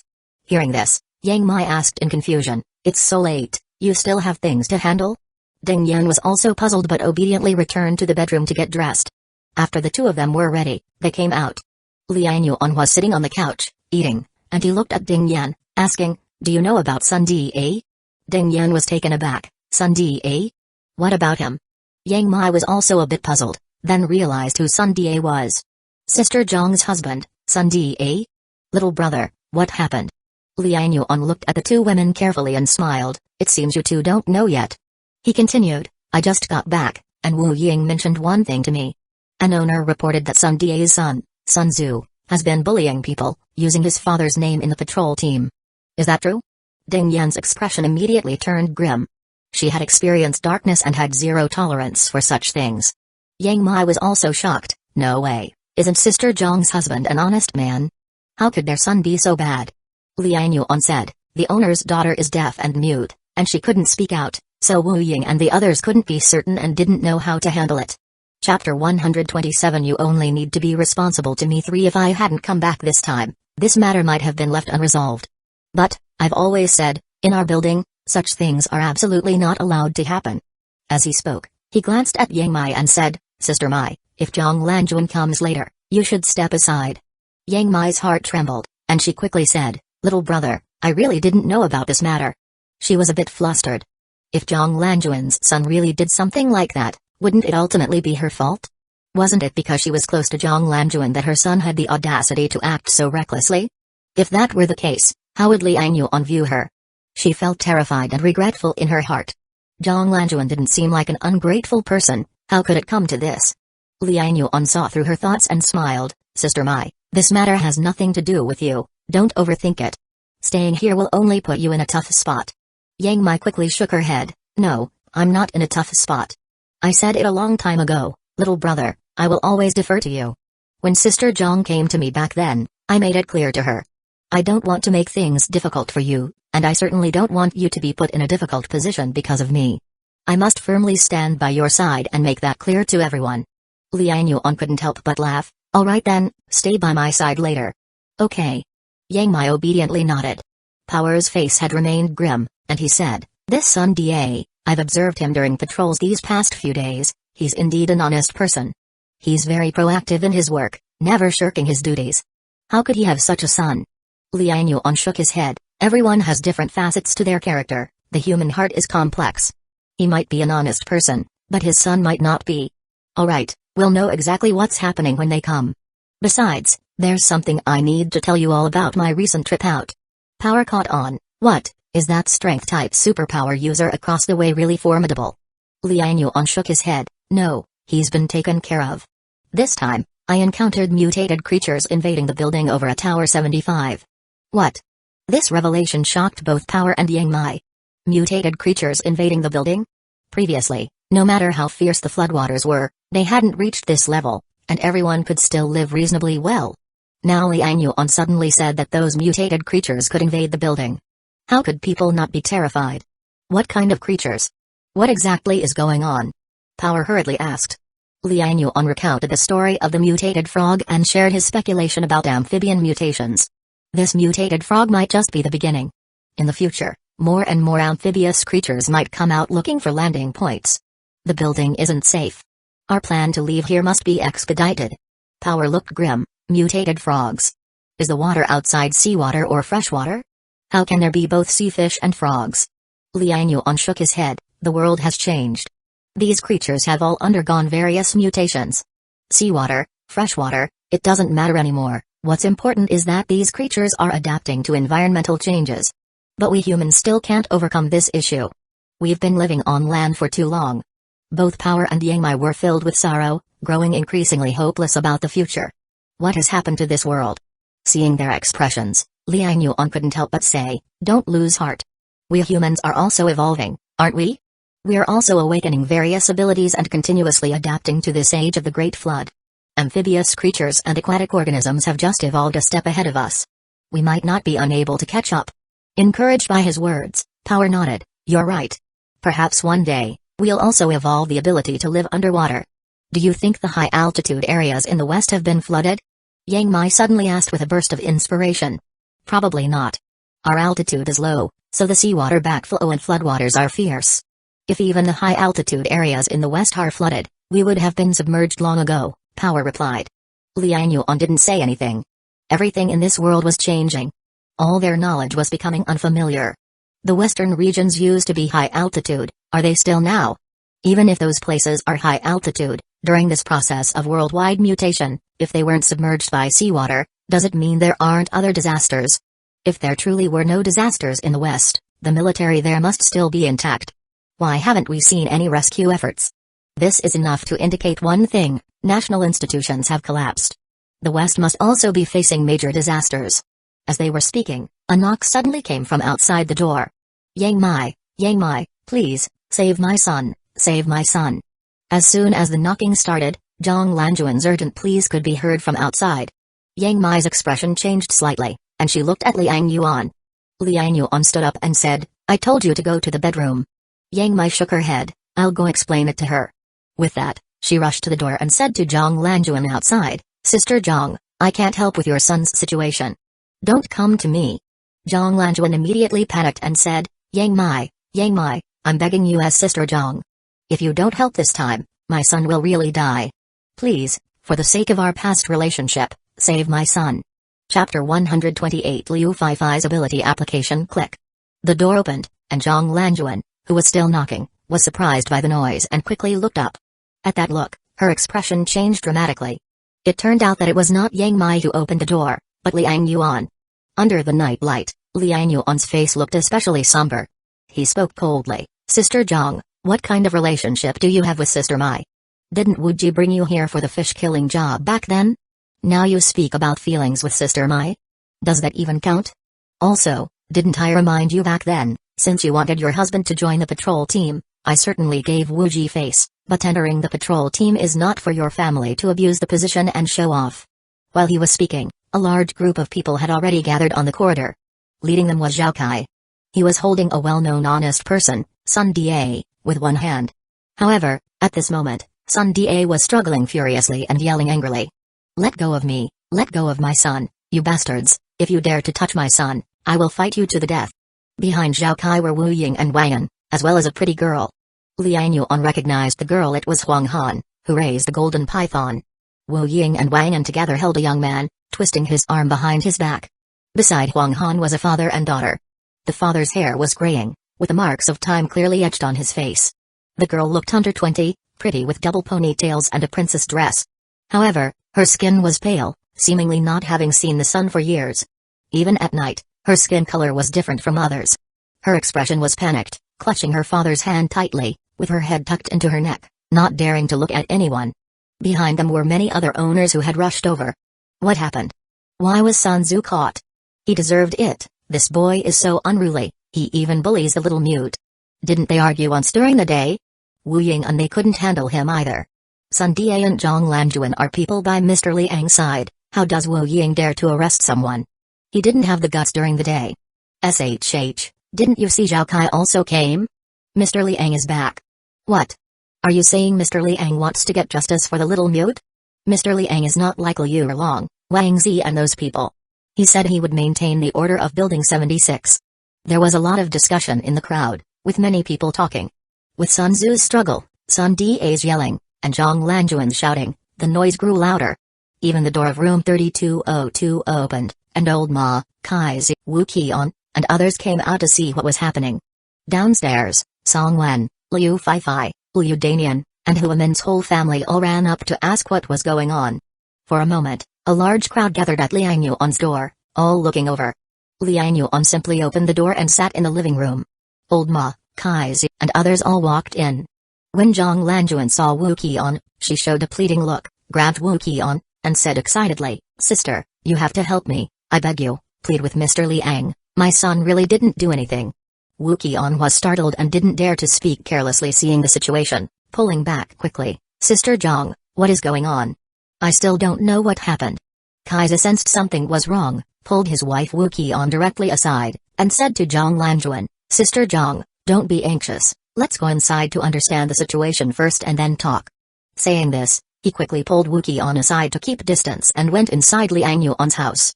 Liang Yuan sat in the living room. Ding Yan looked sternly at Zhang Lanjuan and Sun Da, who was brought in by Zhao Kai. Sun Da could still show his manhood in front of Zhang Lanjuan, but in front of his superior Ding Yan, his momentum immediately weakened, and the angry words choked back, not daring to make a sound. As for Liang Yuan, he dared not even glance at him. Liang Yuan said, "Call all the patrol team members in." Ding Yan immediately walked to the door and shouted at Song Wen and others outside, "All the patrol team captains and members, come in." Everyone quickly made way, and Song Wen, Liu Feifei, Huamin, Liu Danian, and others walked in one after another. Besides these familiar faces, there were several unfamiliar girls. They were the people Song Wen and Liu Feifei had recruited into their patrol team. These girls varied in age but obediently followed behind Song Wen and Liu Feifei, curiously looking at Liang Yuan inside the house. With everyone inside, Ding Yan tried to close the door. Liang Yuan suddenly said, "Keep the door open. We must give an explanation to everyone about today's matter." Ding Yan heeded, left the door wide open, allowing the owners outside to watch. Liang Yuan stood up, not looking at Sun Tzu and the mute father and daughter but at the people outside the door. He said seriously to everyone, "Owners of Building 76, an incident happened today. Some of you might have heard of it, while others might not know yet." Someone reported to the patrol team leader Wu Ying of Building 5 that a member of the patrol team from Building 1, Sun Tzu, used his father's position in the patrol team to bully the weak. "Wu Ying, you tell them." Wu Ying quickly stepped forward and recounted the day's incident. "While patrolling today, I saw Sun Tzu and Lu Deu fighting. We immediately pulled them apart. After questioning, Lu Deu reported that Sun Tzu bullied his daughter and threatened Lu Deu not to resist, using his father's position in the patrol team as leverage." Chapter 128, Liu Feifei's ability application. Two people outside heard these words and immediately erupted in an uproar. "Sun Tzu, that beast, how dare he do such a thing? That Sun guy is so immoral. Mr. Liang, shouldn't he be severely punished for this?" Someone shouted angrily. They were all bullied by Liu Erlong, Wang Zi, and those people before, so encountering such a thing again, they instantly felt empathy and became furious. Sun Tzu, who was pinned to the ground, trembled in fear. Seeing that everyone was cursing him, he quickly shouted, "No, no, I'm innocent, it was that little mute who seduced me. And Lu Deu exchanged his daughter for food with me, I didn't force them." Sun Tzu yelled, and Sun Da, seeing his son surrounded and cursed by people, painfully summoned the courage to also shout, "Mr. Liang, my son said he is innocent, my son wouldn't lie, if he says he's innocent, then he must be innocent." Zhang Lanjuan hurriedly knelt on the ground, pleading to Liang Yuan, "Mr. Liang, old son is an honest person, my son has always been filial and obedient, he couldn't do such a thing. You're talking nonsense, you're lying." Before this family could defend themselves, Lu Deu, who had been holding his daughter's hand, immediately cursed angrily. His face was full of wrinkles, though he was only about 40, he looked old, with graying hair and beard, clearly having endured many hardships. After cursing, he immediately turned to Liang Yuan, knelt down with a thump, and said excitedly, "Mr. Liang, I went out to fish with others today, leaving my daughter at home. At noon, I caught quite a few fish. Fearing an accident, I thought of sending the fish home first then going out again. Unexpectedly, when I got home, I saw this bastard in my house holding my daughter. My daughter is a deaf mute, she can't speak, but she was struggling hard. I was furious and immediately started fighting with that beast. From beginning to end, I only cursed him a few times, never talked about exchanging food or anything like that. My daughter is a deaf mute, she couldn't possibly talk about these things. He is lying from beginning to end, He's just bullying my daughter, Mr. Liang, please, you must seek justice for us. Lu Dao's eyes were red, with tears glistening. Liang Yuan nodded and said, don't get agitated, Lu Dao, right? If what you say is true, I certainly won't go easy on him, I'll definitely get you justice. After saying this, he turned to everyone outside and said, in this building, we've had beasts like Liu Verlong, and animals like Wang Zi. Before killing them, I told everyone. I'm not a saint, I killed them because I couldn't stand those beasts running amok. I wanted to give everyone a safe and orderly living environment. Fortunately, everyone supported me. I killed Liu Verlong and Wang Zi's gang, everyone trusted me to manage this building. But now, under my nose, someone is committing beastly acts again. Everyone, tell me, what should I do? As soon as he finished speaking, someone angrily shouted, we should beat that beast to death. What's there to say? He even went after a mute, he's a total beast. I can't believe Sun Tzu could do this, damn it, when Liu Verlong and his gang were rampant, why didn't this beast show up? You can't judge a book by its cover, old Sun seems like an honest person, how could his son? The people discussed furiously, some angry, some sighing. However, Sun Tzu kept denying vehemently, shouting, injustice, Mr. Liang, I'm truly innocent, Dad, Mom, save me please. Seeing his son like this, Sun Da also shouted, Mr. Liang, I refuse to accept this, we refuse to accept this. Catching a thief needs to be done with stolen goods, they can't just say whatever they want, right? My son is absolutely not that kind of person, I don't believe he'd do something like this. Zhang Lanjuan hurriedly said, Mr. Liang, my son wouldn't do such a thing. He hasn't achieved much, he's been at home since graduation, couldn't even find a job, how dare he do something so outrageous? There must be a misunderstanding, he must be wrongly accused. Lu Dao immediately said angrily, I saw it with my own eyes, how could he be wrongly accused? Both sides began to argue fiercely. At this moment, everyone didn't know who to believe. If it was before, there would be surveillance cameras, mobile phones, evidence would be easily available. But under the current circumstances, it's really just relying on words. Liang Yuan remained calm, not in a hurry. He watched both sides presenting their reasons and arguing intensely. Except the mute girl, who kept her head down, frightened, holding on to Lu Dao. Liang Yuan's gaze flickered slightly, and he suddenly thought of something, turning to look at Liu Feifei not far away. Liu Feifei. Liu Feifei, who was distinguishing who was lying between Sun Tzu and Lu Dao, suddenly got a jolt at hearing Liang Yuan call her. She immediately looked at Liang Yuan, said, Brother Liang, did you call me? Liang Yuan beckoned and said, come over here. Liu Feifei quickly walked over, puzzled about why Liang Yuan called her at this moment. How familiar are you with your abilities? Liang Yuan asked. Liu Feifei was taken aback, not expecting Liang Yuan to ask this question at this time. Chapter 128, Liu Feifei's Ability Application 3. She felt a bit embarrassed and said, I can only create some simple spirit mazes based on my memory for now. Liang Yuan pondered for a moment and asked, can you communicate with those who fall into your spirit maze? Liu Feifei was taken aback, this. I haven't tried it. Liang Yuan pointed to the mute girl, she can't speak or hear, but her spiritual world must be intact. I want you to use your ability to pull her into your spirit maze and thoroughly question her about the events. Huh? Can I really do that? Liu Feifei was stunned, she never thought her spirit maze could be used in such a way. Liang Yuan had entered her spirit maze before and naturally understood the characteristics of her ability. Liu Feifei's spirit maze involves directly bringing the opponent's spirit into her own spiritual world. She traps the opponent's spiritual consciousness in a labyrinthine world she imagines.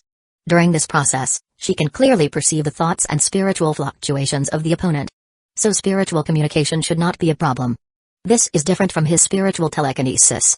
His spiritual telekinesis could only roughly sense the enemy's emotions. Like when he encountered Huang Hanyang's golden python, his spiritual power detected the python's feelings of disgust. The effects of this spiritual power seem related to the unique abilities awakened by each person. Liang Yuan's telekinesis leaned more towards offensive applications. He suspected that spiritual power was incredibly diverse and multifaceted, with countless ways to be used, and it was hard to pinpoint the specific abilities it could evolve into. Perhaps telepathic communication was one of the many variants of spiritual power. This should count as a specific skill. Let me give it a try. Liu Feifei nodded, showing a bit of eagerness. Since awakening her mutant ability, she had only used it against Liang Yuan and no one else. She was scared of not using it well and hurting someone. Plus, the current environment was stable, and there didn't seem to be opportunities for her to display her abilities. Liang Yuan suddenly thought of something, by the way, How many people can you target with your ability at once? Huh? I don't know. Try to pull me in as well. I'll question the little girl in your spirit maze. I'll try. They agreed, and Liang Yuan then addressed the group. You all know there are mutant ability users in this world, right? He looked down at Sun Tzu and said, don't think you can say anything about the mute girl because she's deaf and mute. The world has changed.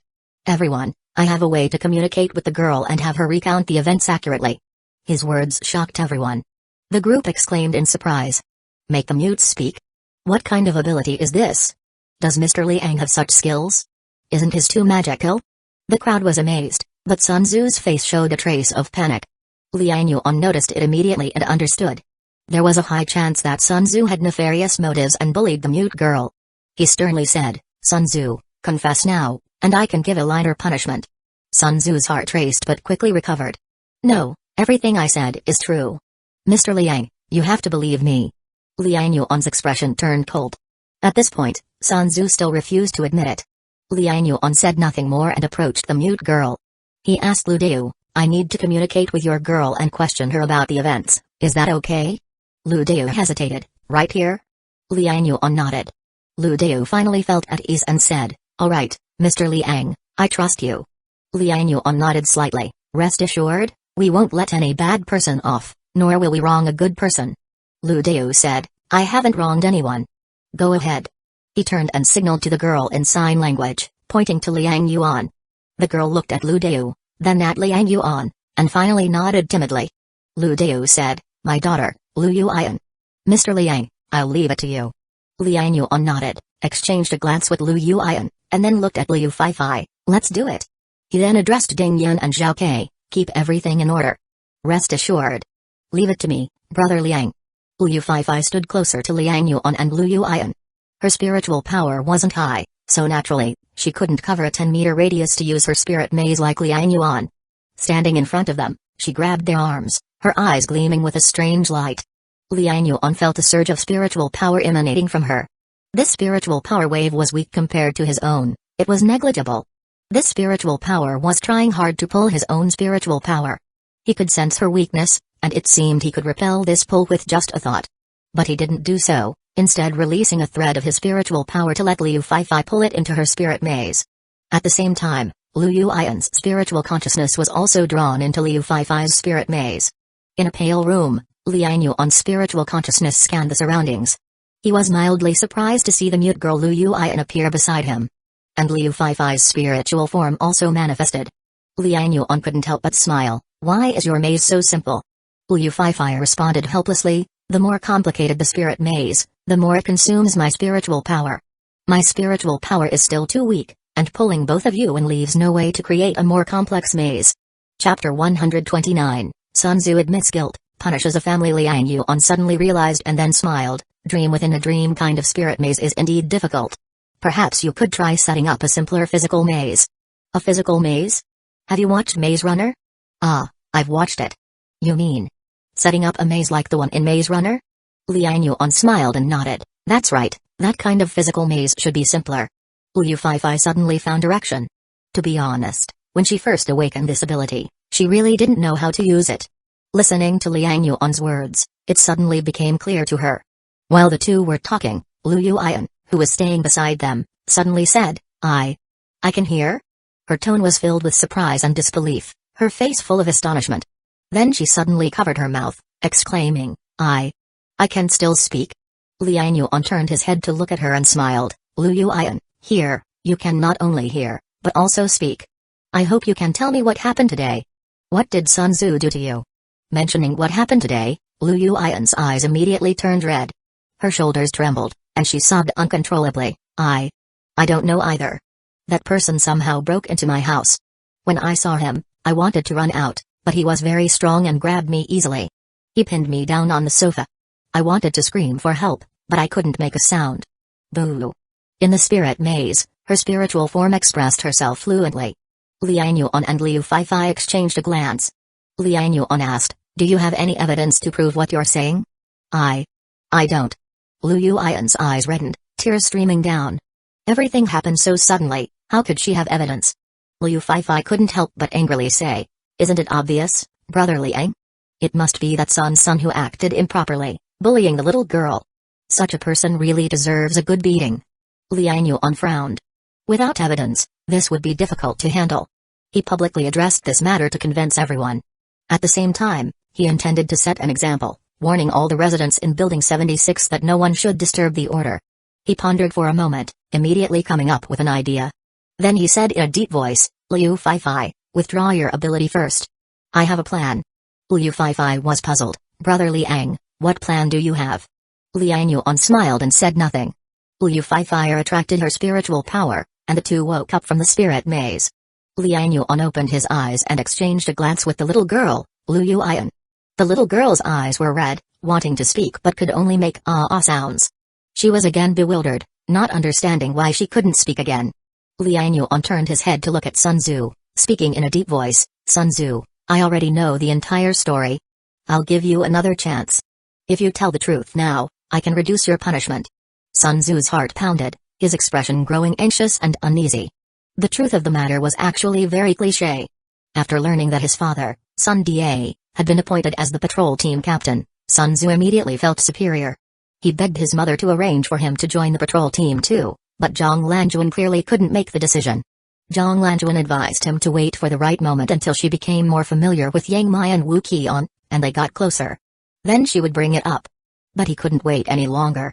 After being cooped up at home for more than half a year with no computer, no internet, no phone, only those comic books and novels that he had read so many times, he was truly bored. Previously, the outside world was too dangerous, and he didn't dare go out. But things were different now. His father was the patrol team captain.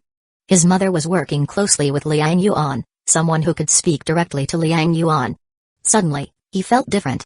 So he dared to come out, not only to step outside but also began to use his father's patrol team status to manipulate people around him. When people heard his father was part of the patrol team, they naturally gave him face. At first, Sun Tzu just took small advantages. If someone caught fish, he would take one or two small ones.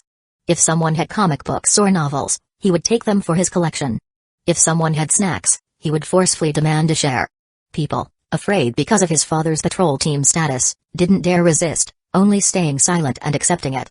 In such an environment, Sun Tzu's courage grew. He was not satisfied with the two-dimensional women in comic books, gradually turning his attention to the girls in the building.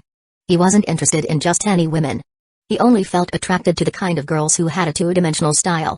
Unfortunately, Liu Yuan, the deaf and mute girl, due to long-term isolation, had snow-white skin and jet-black hair styled in twin ponytails. Her dressing style was youthful, giving a bit of a two-dimensional feel. That immediately caught Sun Tzu's attention as he passed by. He observed the situation at Liu Yuan's store several times. Yesterday, he finally got the chance. He saw Liu Dao go out to fish, and he secretly climbed over the balcony, risking the fall, to sneak into Liu Dao's home through the kitchen window. At that time, Liu Yuan was alone at home. No matter the noise he made, Liu Yuan couldn't hear it. Luckily, Liu Dao had a sudden impulse and came back in time, catching Sun Tzu red-handed. This old father immediately flew into a rage, his fury exploding as he tried to fight Sun Tzu. Chapter 129, Sun Tzu admits guilt, punishes a family, Part 2. Sun Tzu, feeling guilty, immediately panicked and started shouting. The two grappled with each other, quickly attracting the attention of Wu Ying, Wang An, and Huang Han, 3 patrol team members. And thus, the events that followed ensued. Sun Tzu was not stupid, he naturally understood that what he did could not be made public. So he insisted that it was Liu Yuan who opened the door and wanted to make a deal with him. Liu Dao was furious, but with Wu Ying and Wang An holding him back, they didn't get to fight. At this moment, Liang Yuan returned and, in front of everyone, stated that he had already confirmed the details of what happened. How could Sun Tzu not be flustered? He didn't understand the power of mutant ability users, so he didn't know if Liang Yuan really had a way to understand the truth. In his panic, he stammered and didn't dare to speak. His behavior, neither denying nor admitting, immediately made everyone understand. Sun Tzu was hiding something, he must have forced the mute girl, Liu Yuan. In no time, many people started cursing angrily. You vile scum, you really deserve to die. Damn it, you deserve death. Mr. Liang, beat this bastard to death. Liu Erlong, Wang Zi, they've just died, and now another has emerged. Mr. Liang, people like this must not be allowed to live, damn him. The angry curses around made Sun Da and Zhang Lanjuan panic as well. Zhang Lanjuan burst into tears and shouted, Son, speak up. Tell them you didn't do such a thing. Sun Da also glared angrily and struggled in Zhao Kai's grasp, shouting, "Impossible. My son is a college student. How could he do such a thing? You all are talking nonsense. Shut up." Sun Tzu lowered his head, his lips quivering, not daring to speak. Liang Yuan said deeply, "Sun Tzu, I'm going to count to 3. This is your last chance to confess. If you admit your guilt, there is still room for leniency. But if I have to produce evidence, don't blame me for not sparing your parents any face." Liang Yuan's words were like the last straw, causing Sun Tzu to immediately collapse. He looked up, his eyes filled with panic and tears, and cried, "Mr. Liang, I was wrong. Please, on behalf of my mother who killed fish for you, spare me this time. I didn't mean any harm. I just wanted to be friends with her." He panic-strickenly revealed his thoughts. Lu Yuan's father, Lu Dao, instantly flew into a rage, rushed forward, and kicked Sun Tzu, furiously cursing, "Damn you, you animal. Is this how you make friends? Are you kidding me? My house's door was locked. How did you get in? My daughter was pressed under the sofa by you, scared to tears, and you call that making friends? I'll beat you to death, you beast." Lu Dao roared, continuously kicking Sun Tzu. Sun Tzu howled, holding his head and curling up on the ground, crying out in pain. Sun Da couldn't stand his son being beaten so brutally and struggled madly on the ground, trying to break free from Zhao Kai's grasp, shouting, "Stop! Stop! Lu Dao, come at me if you have a problem. My son is still young. He's still young and ignorant." Zhang Lanjuan also rushed up, threw herself on the screaming Sun Tzu, and cried, "Stop, please, stop. Younger brother Lu, I'm sorry, it's my son's fault. Stop beating him. If you must beat someone, beat me, his mother. It's my fault for not teaching my son well. I'm sorry. Please forgive my son this time. I promise he won't dare to do it again. I will surely educate him well at home. I'm begging you." Lu Dao had let out much of his anger but couldn't bring himself to beat a woman, so he spat viciously and cursed, "Educate? He is how old now? Graduated from college? If you couldn't educate him all these years, do you think you can teach this rogue in a few days? I spit on that." Zhang Lanjuan kept kowtowing and crying, "We will surely teach him harshly. Please, brother Lu, show mercy and spare my son this time." Lu Dao had no choice but to glare hatefully and then looked at his daughter with pity. Lu Yuan, unable to hear external sounds, saw her father beating that bad man and felt both happy and scared, so she stepped forward to pull Lu Dao's arm. She gestured in sign language, trying to pull Lu Dao away. Lu Dao sighed deeply, finally cursed a few times, then backed off, saying, "If my daughter hadn't survived, I would have given up my life to beat this little beast to death." He backed away and looked at Liang Yuan, bowed deeply, and said, "Mr. Liang, thank you so much today. I understand now, you are truly different from Liu Erlong, Wang Zi, and the others. You genuinely care about our well-being and truly want to maintain order in our building. Rest assured, anytime you need, just call. I don't care about others, but I, Lu Dao, will definitely be the first to charge forward." Liang Yuan helped him up and said, "Brother Lu, what are you saying? Everyone trusted me to manage this building. Since I've taken on this responsibility, I won't be lenient. As I've emphasized to everyone, as long as I'm here, this building must be like it was before the flood. Here, no theft, robbery, sexual assault, or murder will be tolerated. Once discovered, I will not spare anyone." Saying this, he looked at Sun Tzu, his expression cold. Chapter 129, Sun Tzu admits guilt, punishes a family, Part 3. Seeing him in this state, Zhang Lanjuan immediately felt her heart pounding wildly. She hurriedly knelt and kowtowed, crying out, "Mr. Liang, brother Liang, Arceoxa truly knows he was wrong. Please, I beg you, spare him this time. He really won't dare to do it again." Sun Tzu was also terrified to the extreme. He had of course heard of Liang Yuan's reputation of killing without a blink. Even Liu Erlong and Wang Zi's murderous followers like Shen Hong, Zhu Wen were killed by Liang Yuan. Liang Yuan's fearsome reputation had long spread. He cried out in terror, "Mr. Liang, you said if I admitted it, you would deal with it leniently." Liang Yuan's expression was indifferent as he nodded slightly, saying, "I did say that. Given the crimes you've committed, I should have killed you. But since I said I'd deal with it leniently, I won't go back on my word." His words instantly brought joy to Sun Tzu, Zhang Lanjuan, and Sun Da. As long as he wasn't killed, everything could be negotiated. Zhang Lanjuan hurriedly thanked him. Liang Yuan, however, turned directly, facing the doorway with his back to their family, and shouted, "My fellow residents, Sun Tzu committed crimes and originally, according to my intent, I should have killed him. But he failed to succeed and has admitted his guilt. I think we can spare him from death, but such a person shouldn't remain in our building. As soon as Liang Yuan finished speaking, the people outside immediately started shouting. Mr. Liang is right, such a scourge cannot remain in our building. Yes, drive him out. Drive out this little beast. Who knows if he will commit again in the future. Drive him out of the building. The people started shouting one after another, and the faces of Sun Tzu's family on the ground immediately changed drastically. There's floodwater everywhere outside, and it's pouring rain. Where can they go if they leave the building? The crucial point is, the water is full of mutant fish.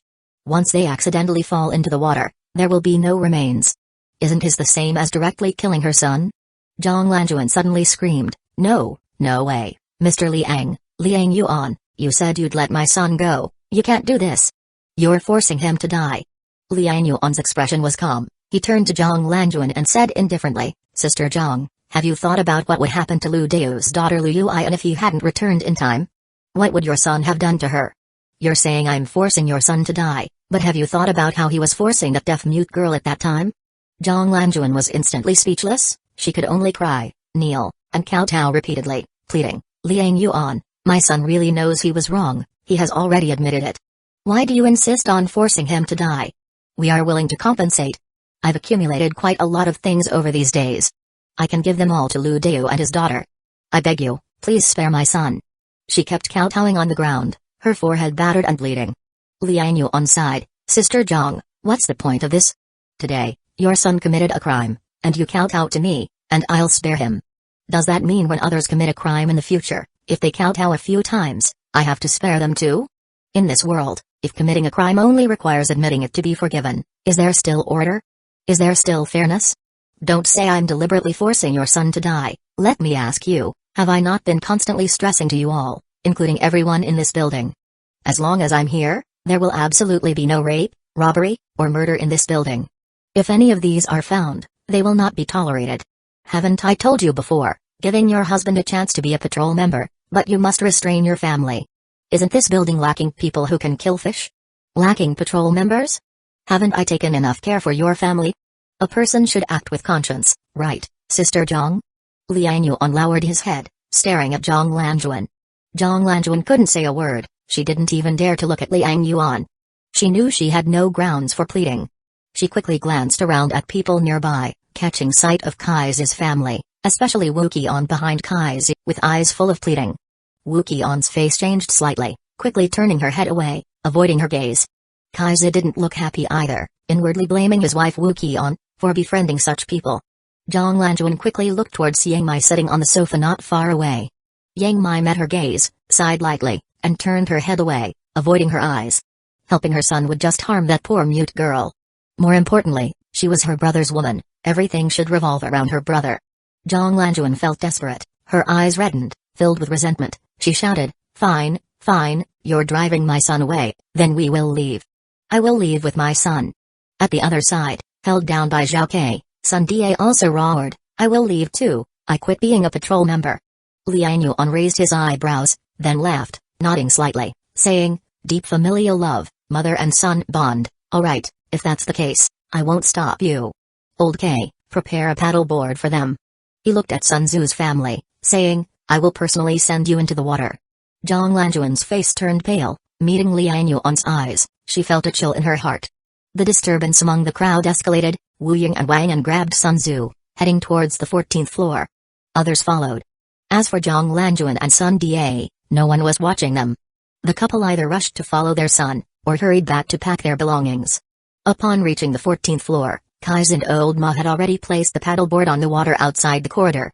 Chapter 130, Mutant Jellyfish Swarm, Strength Enhancement Plan. The torrential rain continued, and the flood had risen to the 14th floor. Liang Yuan did not urge, just quietly waited for Sun Da to arrive. Shortly after, Sun Da, having packed his luggage, rushed back to the 14th floor. Only then did Liang Yuan say, Sister Zhang, I will take you this far. Zhang Lanjuan looked around the crowd resentfully, saying nothing, gritted her teeth and braved the heavy rain, getting on the paddleboard with her son. Sun Da quickly climbed onto the paddleboard as well. Fortunately, the paddleboard was large enough to accommodate the three of them. Sun Tzu was now free, his heart filled with extreme hatred for Liang Yuan and the others. But at this moment, he didn't dare to vent, only gave Liang Yu on a sinister look, picked up the paddle in silence, and began rowing. Sun Die also glared at everyone, gave a cold snort, and turned around to help row. Zhang Lanjuan held on to the luggage without saying a word, just gave the people on the corridor a cold look. She turned around and said to Sun Die and Sun Zhu, "Husband, son, if they don't let us live here, we'll go to another building." "Wife, where do you want to go?" Sun Die asked. Sun Zhu said, "Let's go to Block 75, it's close." Zhang Lanjuan quickly shook her head, "No, not Block 75, the people there know Liang. Let's go to Block 86 next door." "Ah. Isn't that a bit far?" Sun Zhu exclaimed. He glanced at the water, where mutant fish over 30 centimeters in length occasionally darted through, looking quite terrifying. "Listen to your mother, it's less than 200 meters, not far at all," Sun Die shouted. The family of three paddled the board, gradually moving towards Block 86 next door. In the corridor, many people watched this scene, whispering among themselves. "Are we just letting this little bastard go? If you ask me, we should kill him. This little bastard will cause trouble wherever he goes. Mr. Liang is just too kind-hearted." Sun Die and his wife are really confused. How did they spoil their son like this? I've long noticed that Sun Die spoiled his son outrageously. Sooner or later something would happen, and now it has. "Oh my god, what is that?" Just as people were discussing, someone suddenly exclaimed, pointing at the water. Everyone quickly looked up. Near Sun Tzu's family's paddleboard, bubbles suddenly emerged on the water surface. The water waves rolled, and these bubbles kept approaching the paddleboard. "What is that?" Sun Tzu, who was rowing hard, felt as if the paddle had hit something and looked down. Upon seeing, his face changed immediately. Around the paddleboard, there were dense transparent umbrella-shaped creatures. These creatures had mushroom-like heads with transparent tentacles, floating up and down on the water surface. These things had completely surrounded the paddleboard. Jellyfish. Sun Die also recognized these things and screamed in horror. However, the jellyfish he remembered were at most the size of a palm, or even just a child's fist. But at this moment, the smallest of these jellyfish were the size of a half-human. The largest were as big as fully open parachutes. Zhang Lanjuan screamed in terror, "Quick, row fast." They didn't know what these jellyfish were going to do, but surrounded by so many, they felt nothing but fear. In panic, Sun Tzu used a plastic paddle to beat the water's surface, trying to drive away some of the smaller jellyfish. However, this action instantly enraged the jellyfish. Splash! Suddenly, one of the jellyfish spread its tentacles aggressively, causing a wave. In an instant, the paddleboard violently rocked, and Sun Die grabbed the paddle in horror. But Sun Tzu and Zhang Lanjuan, caught off guard, fell into the water. Plop, plop, two splash sounds. "Help, help. Husband, pull me up, hurry." Sun Tzu and Zhang Lanjuan screamed, splashing in the water. They desperately called for help from Sun Die. Sun Die panicked, holding the paddleboard, watching his son and wife struggle and cry for help. After a brief hesitation, he immediately shouted, "Wife, hold on, I'll save our son first and then come for you." As he spoke, he desperately handed the paddleboard to his son Sun Tzu. Zhang Lanjuan coughed continuously from choking on the water, her eyes filled with despair as she heard this. Sun Tzu grabbed the paddleboard handed over by his father and quickly climbed onto the board. Then Sun Die turned back to rescue his wife, Zhang Lanjuan. However, as he turned back, there was no trace of Zhang Lanjuan. All around, there were only transparent jellyfish. He anxiously scanned the surroundings and suddenly noticed a human figure inside one of the jellyfish. That figure was unmistakably his wife, Zhang Lanjuan. "Wife!" He screamed in horror, frantically trying to paddle towards her. Sun Tzu pulled him, "Dad, Dad. Hurry, these things are climbing up." Sun Die looked towards the other end of the paddleboard and saw a jellyfish extending its tentacles onto the paddleboard. At the same time, he horrifically realized that the jellyfish that had swallowed his wife, Zhang Lanjuan, was slowly sinking into the water. Dimly, he could see Zhang Lanjuan struggling violently inside the jellyfish. "No, no." Sun Die wept, but he dared not jump into the water to save his wife. The father and son frantically paddled, trying to break through the jellyfish. However, more jellyfish were climbing onto the board. The paddleboard could not withstand such weight. Splash! Finally, the paddleboard tipped completely as a large jellyfish pulled it down. Chapter 130 Mutant Jellyfish Swarm, Strength Enhancement Plan 2. In an instant, Sun Die and his son, Sun Tzu, fell into the water again. Sun Die desperately shouted towards 76, "Help, help."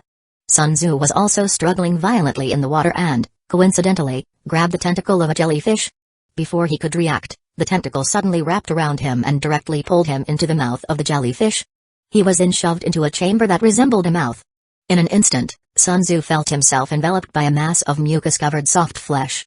He was instantly suffocated, unable to see, unable to speak. He could only hear some of his father's outside desperate cries for help. In extreme terror, he tried to open his mouth to call for help, but a large amount of mucus immediately poured into his mouth. The salty, foul taste almost made him want to vomit. Crack! Crack! Suddenly, the surrounding soft flesh began to squeeze him forcefully. His bones instantly made cracking sounds. The intense pain caused him to struggle relentlessly, desperately trying to escape. However, the mucus seemed to have a paralyzing effect on his nerves, making him feel increasingly weak. The lack of oxygen to his brain made his consciousness increasingly fuzzy. Sun Die had only swum 2 meters when he was also caught by a large jellyfish. He was quite good at swimming and managed to struggle free, luckily grabbing a floating wooden board and climbing onto it in terror. Catching his breath, he looked around him. The transparent jellyfish, like scattered translucent umbrellas, filled him with deep fear. He looked towards the corridor of Building 76. On the corridor, many people were exclaiming and pointing in his direction, talking among themselves. Sun Die pleaded and shouted, "Mr. Liang, please, save me, save me." He cried out loudly for help, while Liang Yuan stood on the corridor, watching him flail on the wooden board. In truth, the heavy rain and winds made it impossible for those on the corridor to hear his shouts. However, Liang Yuan's spiritual power was immense, and his senses were acute. He could hear Sun Die's calls for help. But his face showed no expression. He still remembered Zhang Lanjuan's venomous glare, and Sun Die's wrathful look when he boarded the paddle board. Honestly, if those jellyfish hadn't appeared, he would never have let these 3 leave safely. In the apocalypse, humans also gain mutant ability through evolution. These 3 harbored great malice and hostility towards him. If any of them were set free and happened to awaken some powerful mutant ability, they might come back seeking revenge. He himself was not afraid, but what about Sister Mai and the others, like Ding Yan and Zhao Kai? So in reality, as soon as the 3 showed their hatred and malice, Liang Yuan had already been moved to kill them.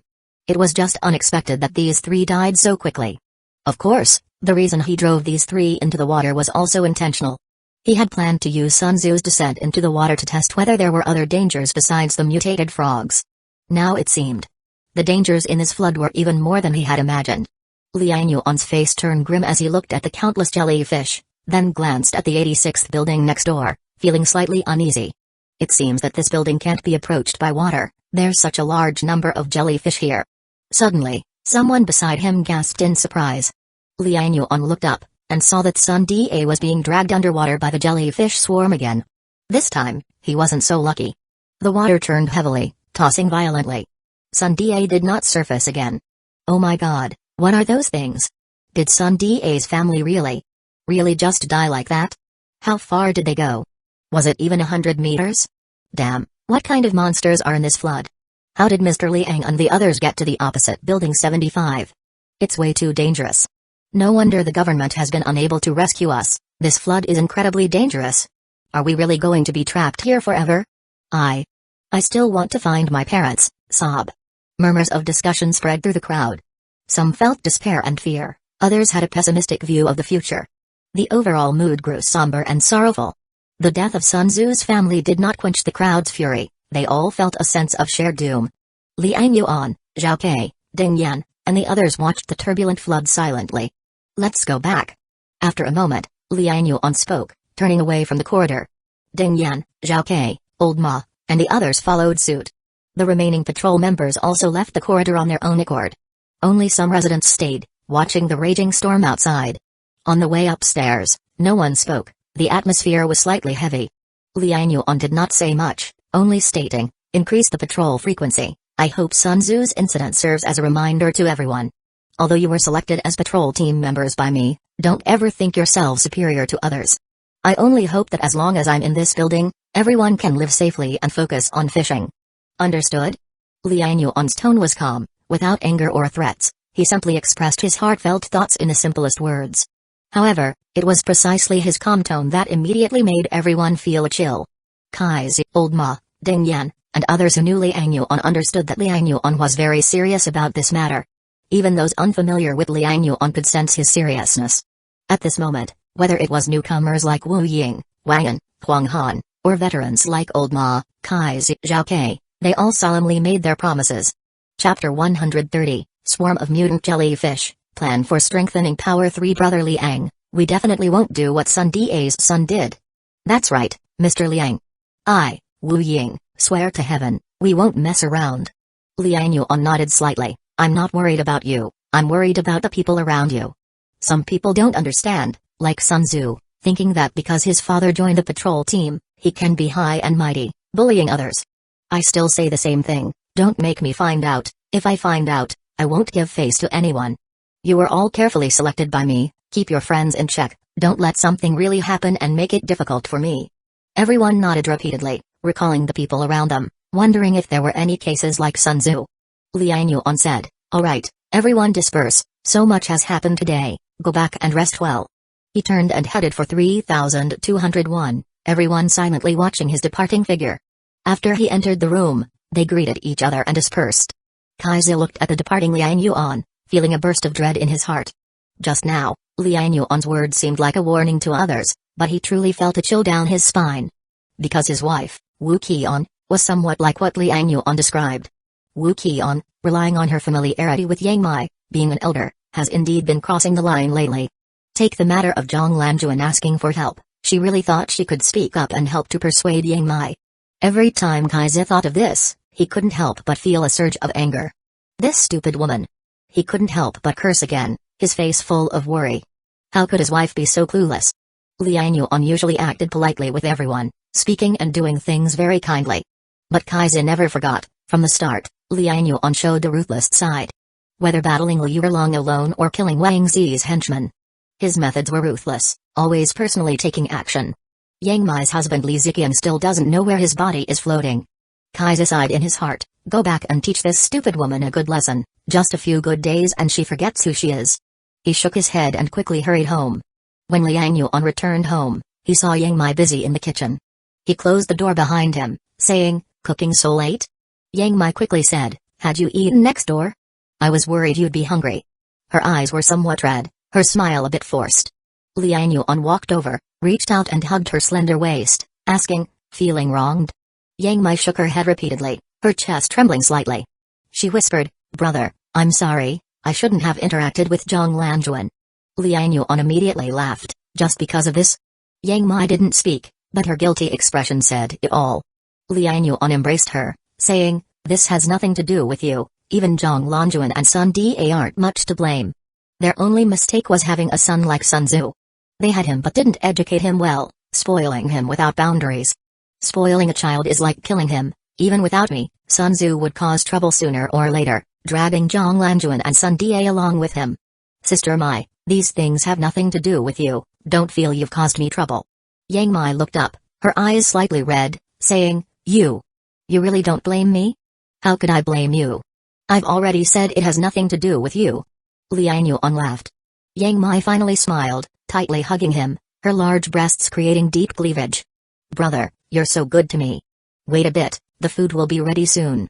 Liang Yuan suddenly picked her up, turning off the stove, laughing, forget food, you're what I want to eat right now. Yang Mai's face instantly turned pale, then flushed as Liang Yuan carried her to the sofa. Rip. Before she could take off her shoes, her stockings were already torn. Liang Yuan grabbed her slender ankle and pounced on her. A night passed, the sky dim. Liang Yuan lay naked on the bed. In his arms was a fair maiden, with a soft body and plump figure that he couldn't help but gently pinch. The sky remained dark, full of clouds, the rain incessant. Without a watch, it's impossible to tell the time now. Liang Yuan glanced at his watch, it was already 8 in the morning. Immediately, he summoned the system. System, open the attribute panel.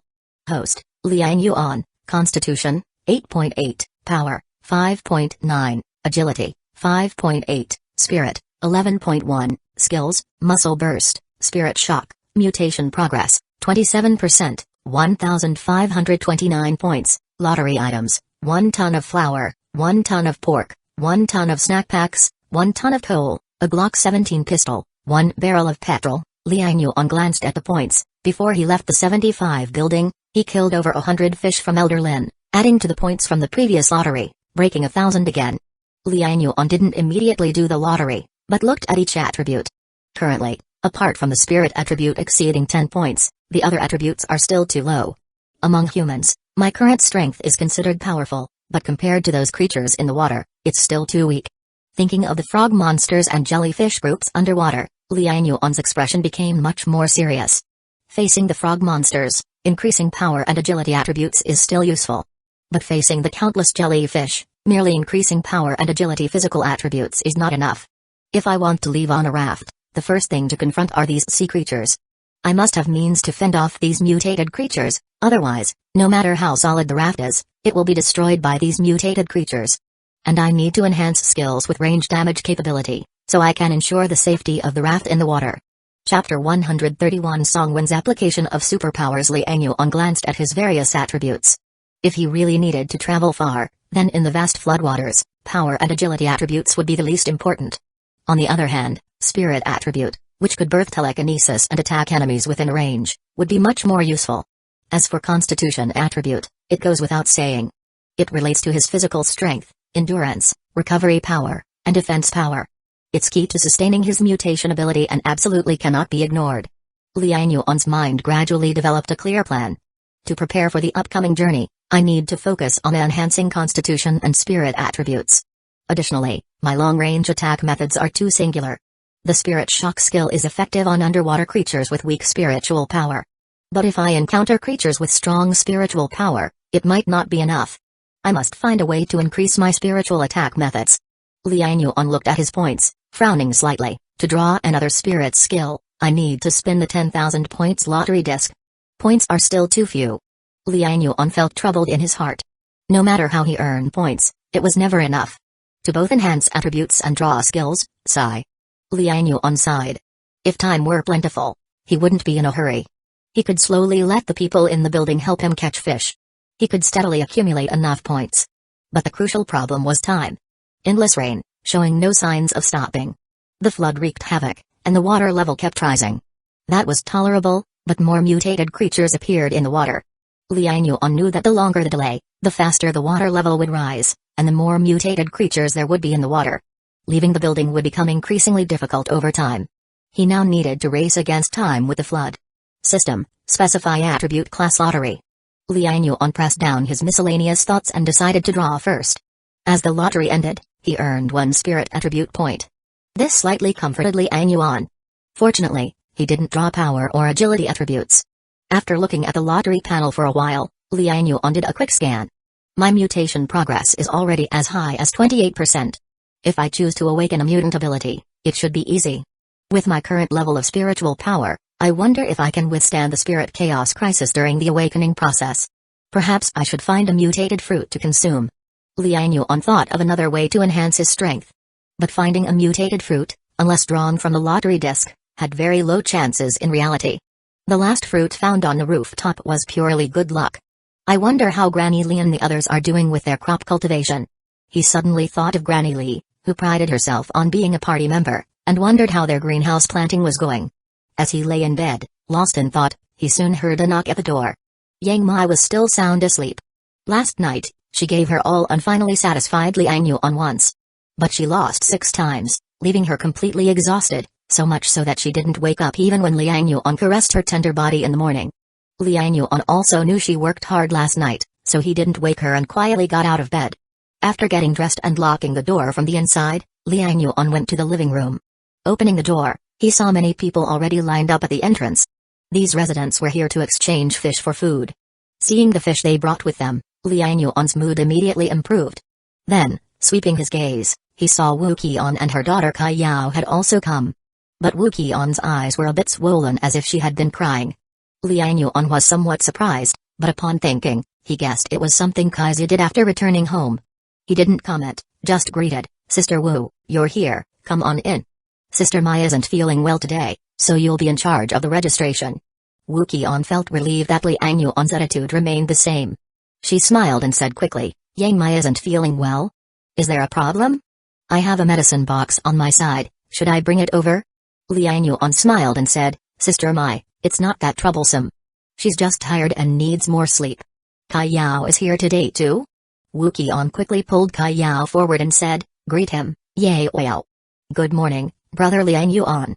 Kai Yao quickly greeted. Wu Qian smiled at Liang Yuan. This kid is almost 18.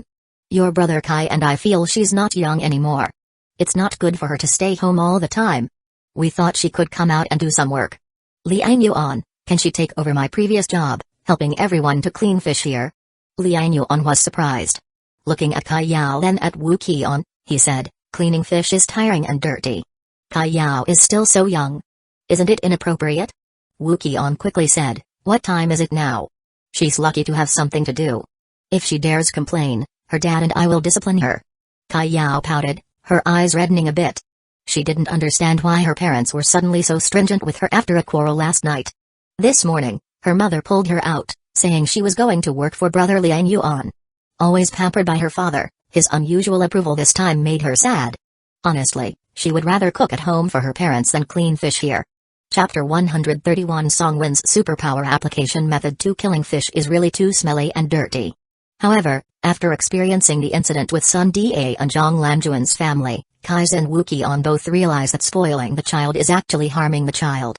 That's why they were determined to let Kai Yao come out to see the world and do some work. Liang Yuan naturally didn't understand their thoughts, but he could see that Kai Yao was somewhat resistant to killing fish. After thinking for a moment, he said, how about this, Sister Wu? Killing fish is indeed dirty and tiring work, it's unnecessary for the child to do it. Sister Mai happens to be off today, so let Ye Weiyao take over her job and count the fish catch and materials. This isn't a difficult task, what do you think? This. Can we really do that? Wu Qian immediately showed a look of joy and excitedly rubbed her hands together.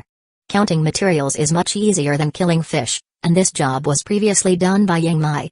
Regarding the important matter of food supplies, if it wasn't for Liang Yuan's trust, it would be impossible for outsiders to get involved. Liang Yuan really trusts our family. Wu Qian felt touched and also self-reproachful. Why was she so stupid to support Zhang Lanjuan's words? Liang Yuan took such good care of them, yet she used his resources to do favors, so foolish. She felt her husband was too lenient in scolding her, she really was dumb. Ye Weiyao, hurry, quickly thank your brother Yuan.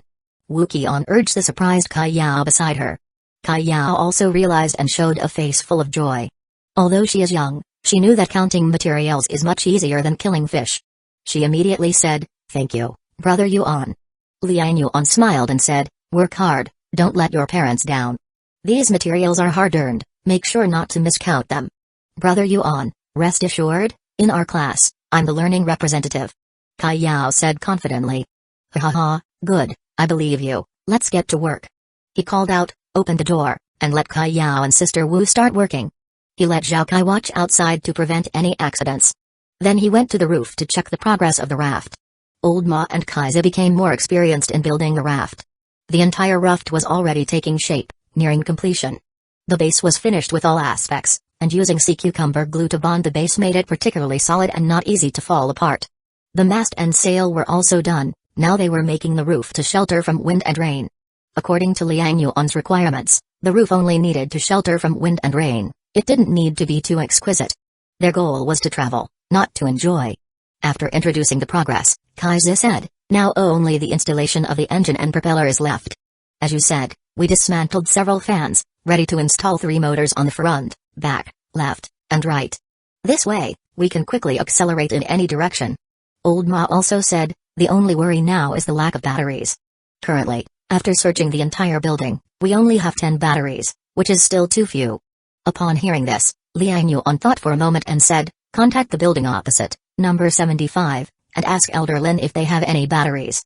Old Ma nodded and said, I asked earlier, they don't have any spare ones over there. Liang Yuan thought for a moment and said, if worse comes to worst, I'll search other buildings. Kaiser hurriedly said, better not, there are too many mutant creatures in the floodwater, it's too dangerous. Liang Yuan shook his head, it's okay, I won't go through the water, I'll use the zipline to descend from the air. Go to building 77? Distance-wise, it's similar to building 75, but I remember when the airplane appeared last time, no one from building 77 seemed to go to the rooftop. Not sure if they didn't hear or something else happened. Kaiser reminded. Liang Yuan nodded, it's okay, I'll be careful. To be honest, as long as I'm not in the water, I feel that my current strength should be sufficient. Unless the other side awakens some heaven-defying mutant ability. Otherwise, I don't think there will be anyone in building 77 who can threaten me. After talking a few more sentences, Liang Yuan left the rooftop and headed towards Granny Li and the others' planting room downstairs. Not sure if Granny Li and the others had any results recently. He hadn't seen Granny Li for several days. Coming to the 28th floor, he smelled a stench from afar. Liang Yuan couldn't help but cover his mouth and nose, seeing two women drawing water at the entrance of the 28th floor. Liang Yuan immediately asked, "Granny Zhao, Granny Huang, busy?" The two grannies saw Liang Yuan and immediately greeted him. "Mr. Liang is here." "Mr. Liang, why have you come? It's stinky here, don't let it stink on you." Liang Yuan laughed, "I've come to see Granny Li. Where is she?" "Old Li and Xiasong are inside fertilizing, I'll take you there." Granny Zhao enthusiastically led Liang Yuan inside. Upon entering, the stench became stronger. Liang Yuan couldn't help but cover his nose. His senses are keener than the average person, naturally easier to be affected by the smell. Immediately he held his breath as much as possible, walking into the room. Entering, he saw the living room near the balcony, all the way to the living room, covered with a layer of soil. This soil was separated line by foam, forming a neat grid. In the middle, there were small paths left for walking and watering. Liang Yuan looked toward the bathroom, where intense odors came from. Many buckets were placed there, seemingly fermenting fertilizer. Now, finding soil is not easy.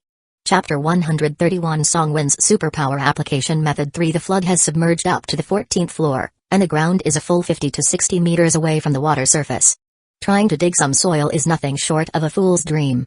So, don't just look at this small piece of land. In fact, Liang Yuan has scavenged throughout the 76 buildings, taking green plants and similar items from households, and eventually collected this little bit. In the living room, Granny Li and Songwin are bending over, squatting beside a row of soil, discussing something enthusiastically. Their clothes are simple because the room is too hot, and their clothes are soaked with sweat, clinging tightly to their bodies.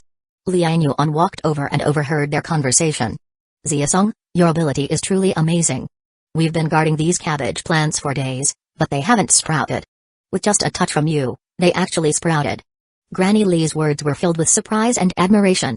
Songwin wiped the sweat off her forehead and seemed a bit excited too. "I didn't expect my ability could really help vegetables grow. Brother Liang specifically asked me to come and check on you, and I didn't take it seriously, thinking only about how to use my ability in combat. Now it looks like my ability should be used for farming." Granny Li immediately agreed, "You have a natural farming talent. Fighting isn't something for us women, right? Leave those fighting and killing things to Liang Yuan and the other men. Your ability to grow vegetables is a blessing for everyone." Songwin laughed, her eyebrows raised with joy, nodding repeatedly. "What's making you so happy?" Liang Yuan asked with a smile. Granny Li and Songwin quickly looked up, and upon seeing it was Liang Yuan, they both hurriedly stood up. Granny Li excitedly said, "Liang, you came at the right time. Come and see, Songwin's superpower has really helped us a lot." Liang Yuan walked up to them, first looking at Songwen. He saw her covered in sweat from the heat, her originally loose t-shirt clinging to her body, outlining her full figure. Her hair was wet and stuck to her fair skin. Due to the heat, her face was as red as an apple.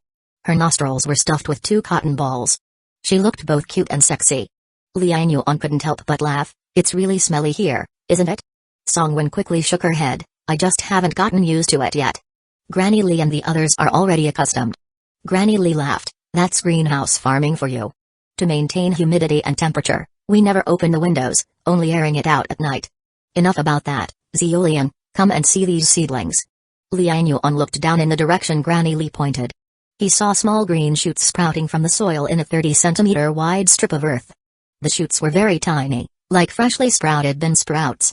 Liang Yuan squatted down in delight. "They're sprouting." Granny Li was thrilled, indeed. "When you gave me the seeds, I soaked them in water, trying to sprout them, but it never worked. I thought it was due to insufficient nutrients, so I just planted them directly in the soil. But days went by with no signs of growth." She shook her head. "I even thought the seeds were defective and tried many methods, but none worked.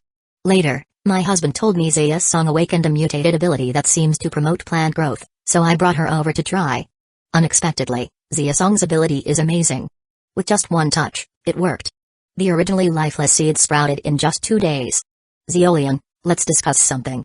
Can you assign Xiasong to help me here instead of that patrol team? Get a boy for that. Xiasong's ability is naturally suited for farming."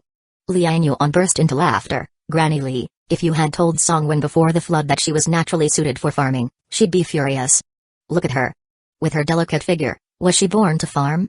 She was a live streamer. Granny Lee also burst into laughter. What's good about being a live streamer? In these times, even a big star isn't as useful as someone who can farm. Zia-san, don't you agree? Songwon covered her mouth and laughed, quickly saying, yes, Granny Lee is right. I had no choice back then but to become a live streamer. Nowadays, art students like us can't act, we can only do live streams. We don't know how to do anything else. I never expected I could awaken an ability related to farming, haha. She laughed heartily. If I'd known I had this talent earlier, I wouldn't have starved. Growing vegetables, potatoes, and other crops at home would have kept hunger at bay. They continued joking, feeling much happier. In the dark room, the touch of green seemed to bring hope in this despairing flooded world. Liang Yuan then said, Songwen, Granny Lee is right. Your special ability is wasted on patrols. From now on, work with Granny Lee to take care of these vegetables. Although everyone in the building can fill their stomachs, the lack of long-term vitamin intake is causing nutritional imbalance. If it continues, there may be problems. Once this patch of vegetables grows, I'll count your skills as shares. When we sell the vegetables to the residents, you'll get a portion of the profit. Songwen quickly replied, Brother Liang, don't worry, I'll definitely focus on learning how to grow vegetables from Granny Lee. Liang Yuan nodded with a smile, suddenly remembering something and asking, Granny Lee, what about that batch of sunflower seeds I gave you last time? Where did you plant them? Have they sprouted? Chapter 132, points increase again. Dong Yan siblings Granny Lee heard and quickly said, Sunflower seeds, you specially reminded me before, I have paid special attention to them, they are all planted over there by the window. Saying this, she walked with Liang Yuan over to the window and said, at least it's near the window here, even though it's been raining heavily, you can see some light. When you gave me the seeds, I soaked them once first, these seeds are of good quality, quite a few sprouted at that time, but after planting them, there was no activity, I don't know what's going on. Well, they are all in this area. Liang Yuan came near a row of soil by the window, looking at the soil with no green sprouts, he frowned. When he got the mutated sunflower seeds, the system had already indicated that these seeds have only a 20% survival rate. So even if they sprouted, the hope of growing up is still not high. But Liang Yuan did not expect that of the 20 sunflower seeds, not a single one had grown. He frowned slightly, making Granny Lee also somewhat worried. Liang Yuan knew in his heart that these sunflower seeds, after all, are mutant plant seeds, ordinary planting methods are indeed difficult to cultivate them. Granny Lee couldn't help but say, right, since Zia-song is here, we can let Zia-song try using her ability. Liang Yuan heard this and quickly looked at Songwen, saying, Songwen, do you still have energy? Songwen quickly nodded and said, I'm fine. She blocked her nose with cotton, speaking with a nasal voice, and replied quickly. Liang Yuan said, then take a look, these seeds are very important to me. Ah, are they very important? I'll give it a try. Songwen immediately took it to heart and quickly walked over. Under the watchful eyes of Liang Yuan and Granny Lee, she reached out and pressed towards the soil on the ground. Ignoring the smelly organic fertilizer, she closed her eyes solemnly, carefully feeling the life force of the plants within the soil. As her superpower activated inside her body, green light radiated from her palm, transforming into streams of green energy, flowing into the soil. Before long, Songwen's forehead started sweating. Activating these green energies also consumed her physical strength. A moment later, the green light on her hand was exhausted, and she showed a bit of fatigue on her face as she opened her eyes. Brother Liang, I sensed the seeds just now, not all of them lack life force, I estimate 2 or 3 have life signs. I used my energy to nourish them for a while, they should sprout by tomorrow. Saying this, she looked a bit embarrassed, I'm sorry, Brother Liang, my power seems to be limited, I could only save 2 or 3 seeds. Liang Yuan calculated in his heart, the system had already indicated these seeds have only a 20% survival rate. 20 seeds in total, according to this probability, saving 2 or 3 seeds is actually a lot. He immediately comforted, Songwen, it's not your fault, these seeds are special. You managed to save 2 or 3, that's already remarkable. His words made Songwen and Granny Lee curious. Are these seeds really special? Zeolian, aren't they just sunflower seeds? Liang Yuan shook his head, looking at the two, and said seriously, Granny Lee, Songwen, I'll be honest with you, these seeds are mutant plant seeds, with a low survival rate. So, Songwen, don't blame yourself. Without you, these seeds might not have survived at all. Granny Lee and Songwen's eyes widened, showing expressions of surprise. Songwen, mutant plant seeds? Brother Liang, where did you get them? Will these sunflowers grow into mutant plants? Granny Lee exclaimed, they're mutant plant seeds. No wonder none grew despite my experience. Zeolian, will these sunflowers have special abilities? Liang Yuan shook his head, I don't know their specific uses yet. We'll have to wait for them to grow to find out. But since they are mutant plants, they definitely have special qualities. Songwen, Granny Lee, if these seeds sprout, you must pay special attention to them. He reminded them again. Granny Lee and Songwen exchanged a look and quickly nodded solemnly. Granny Lee spoke directly, don't worry, I'll keep a close watch. Songwen also said, I'll come every day to use my superpower to nourish them. Liang Yuan couldn't help but smile, alright, that's all I need from you.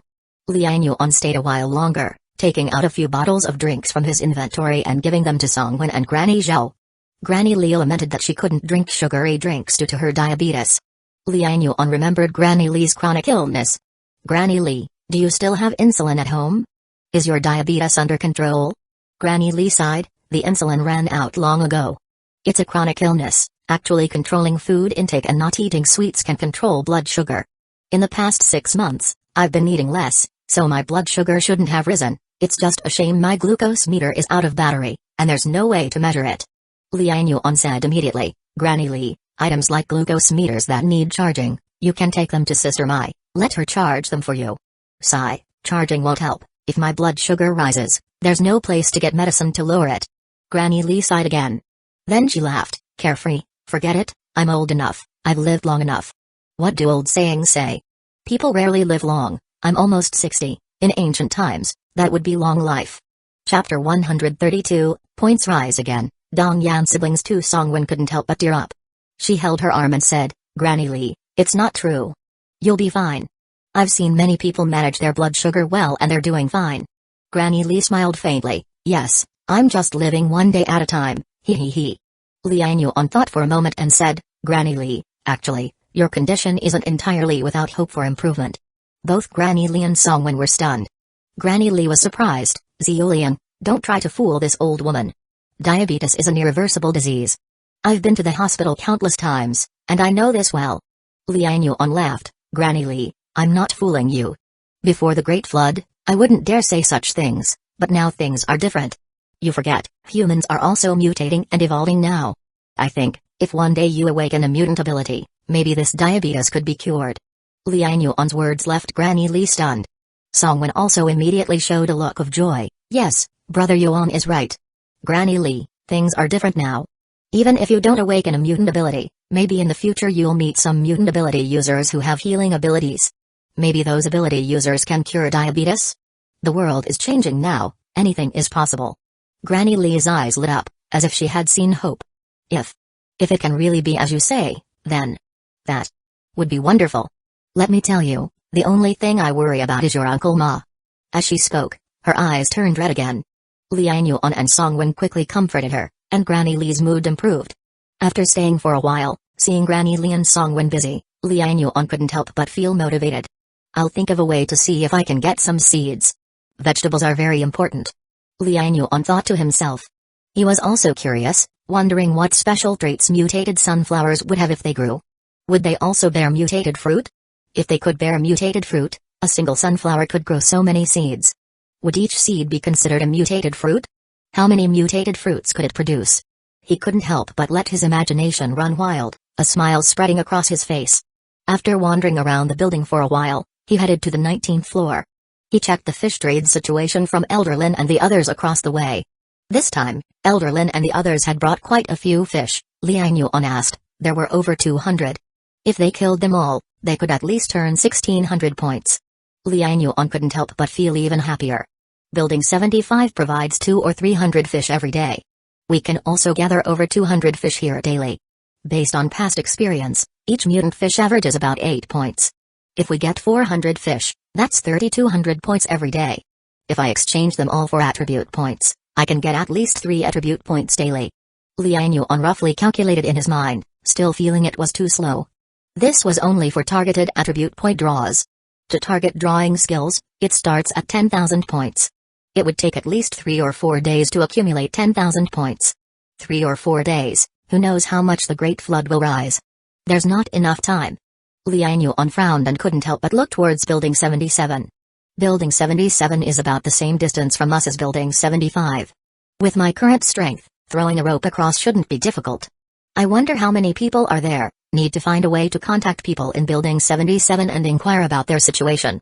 With a plan in mind, Liang Yuan glanced at the flood. The number of mutant fish hadn't decreased at all, and residents were constantly pulling them out.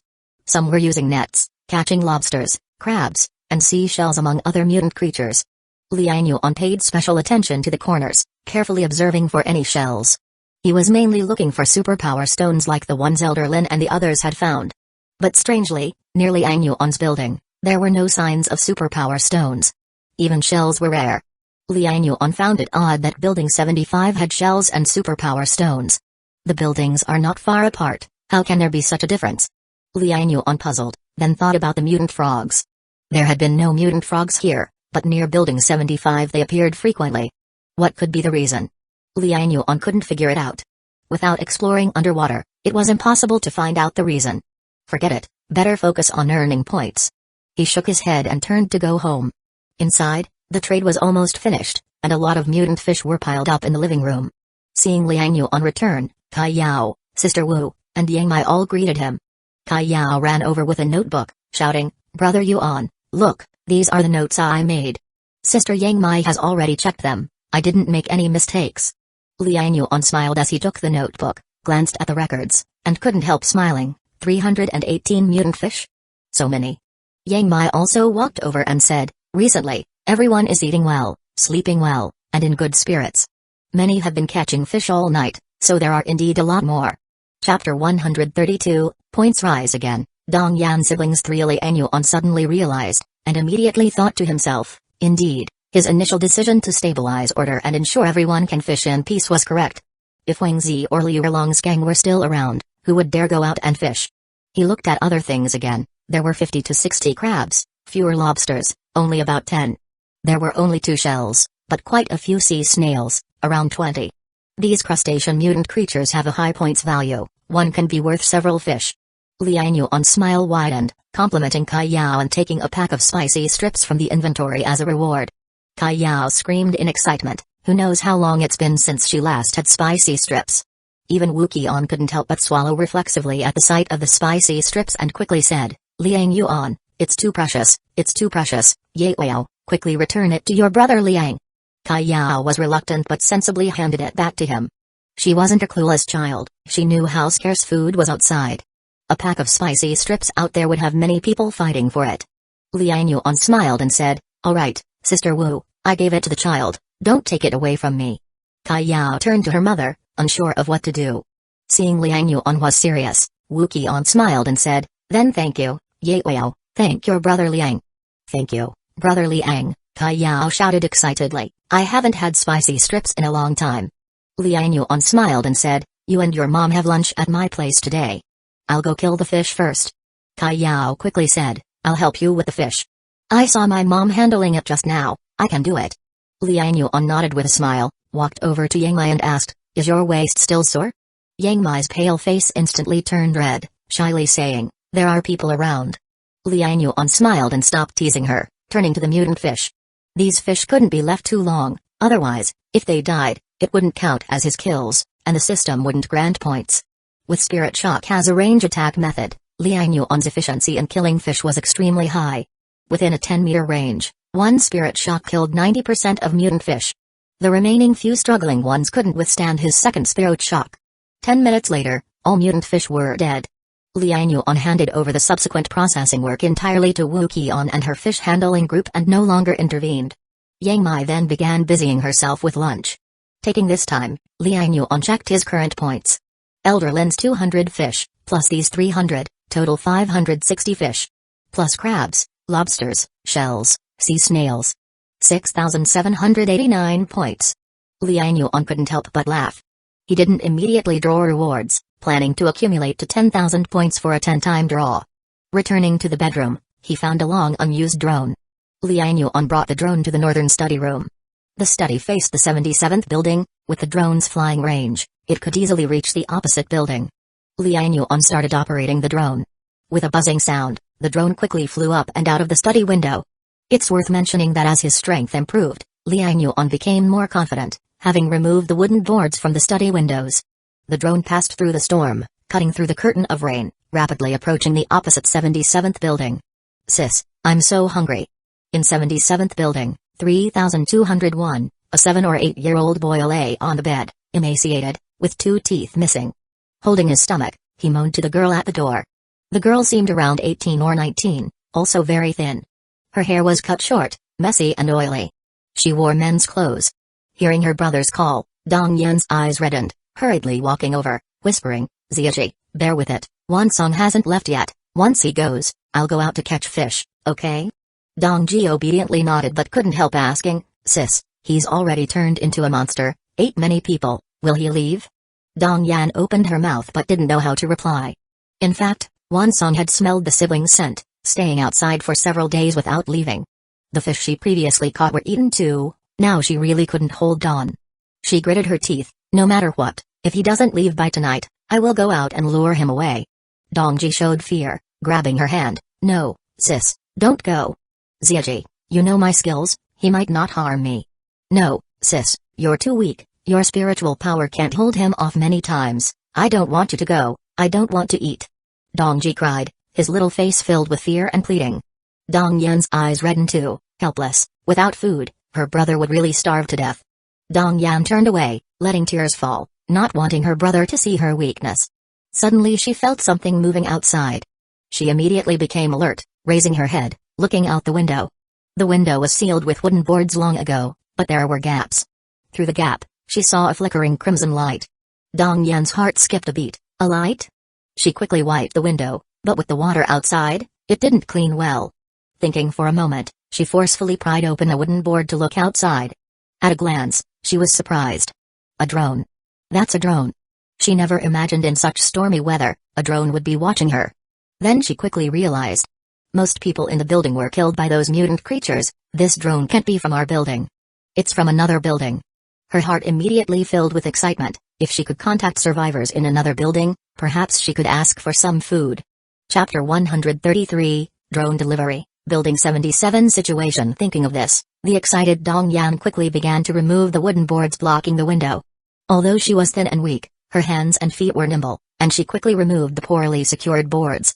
Then, regardless of the raging storm outside, she immediately waved vigorously at the drone. Here, here.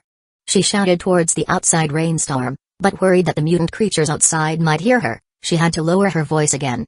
Dongji on the bed opened his eyes wide, looked at his sister, and couldn't help but shout, sis, who are you talking to? Dong Yan anxiously said, drone, there's a drone outside. It's definitely operated by survivors from other buildings in the neighborhood. Ziaji, maybe we can trade with him and borrow some food. She spoke urgently while continuing to wave, hoping to attract the drone's attention. However, in the fierce storm and dim light, the drone controlled by Liang Yuan could not see much. He was already operating the drone to fly downwards. When he encountered windows blocked by boards, he just skimmed past them. Such blocked windows basically meant he couldn't observe anything, making them meaningless. He needed to find windows without obstructions or places like corridors with open views to examine the situation in the building.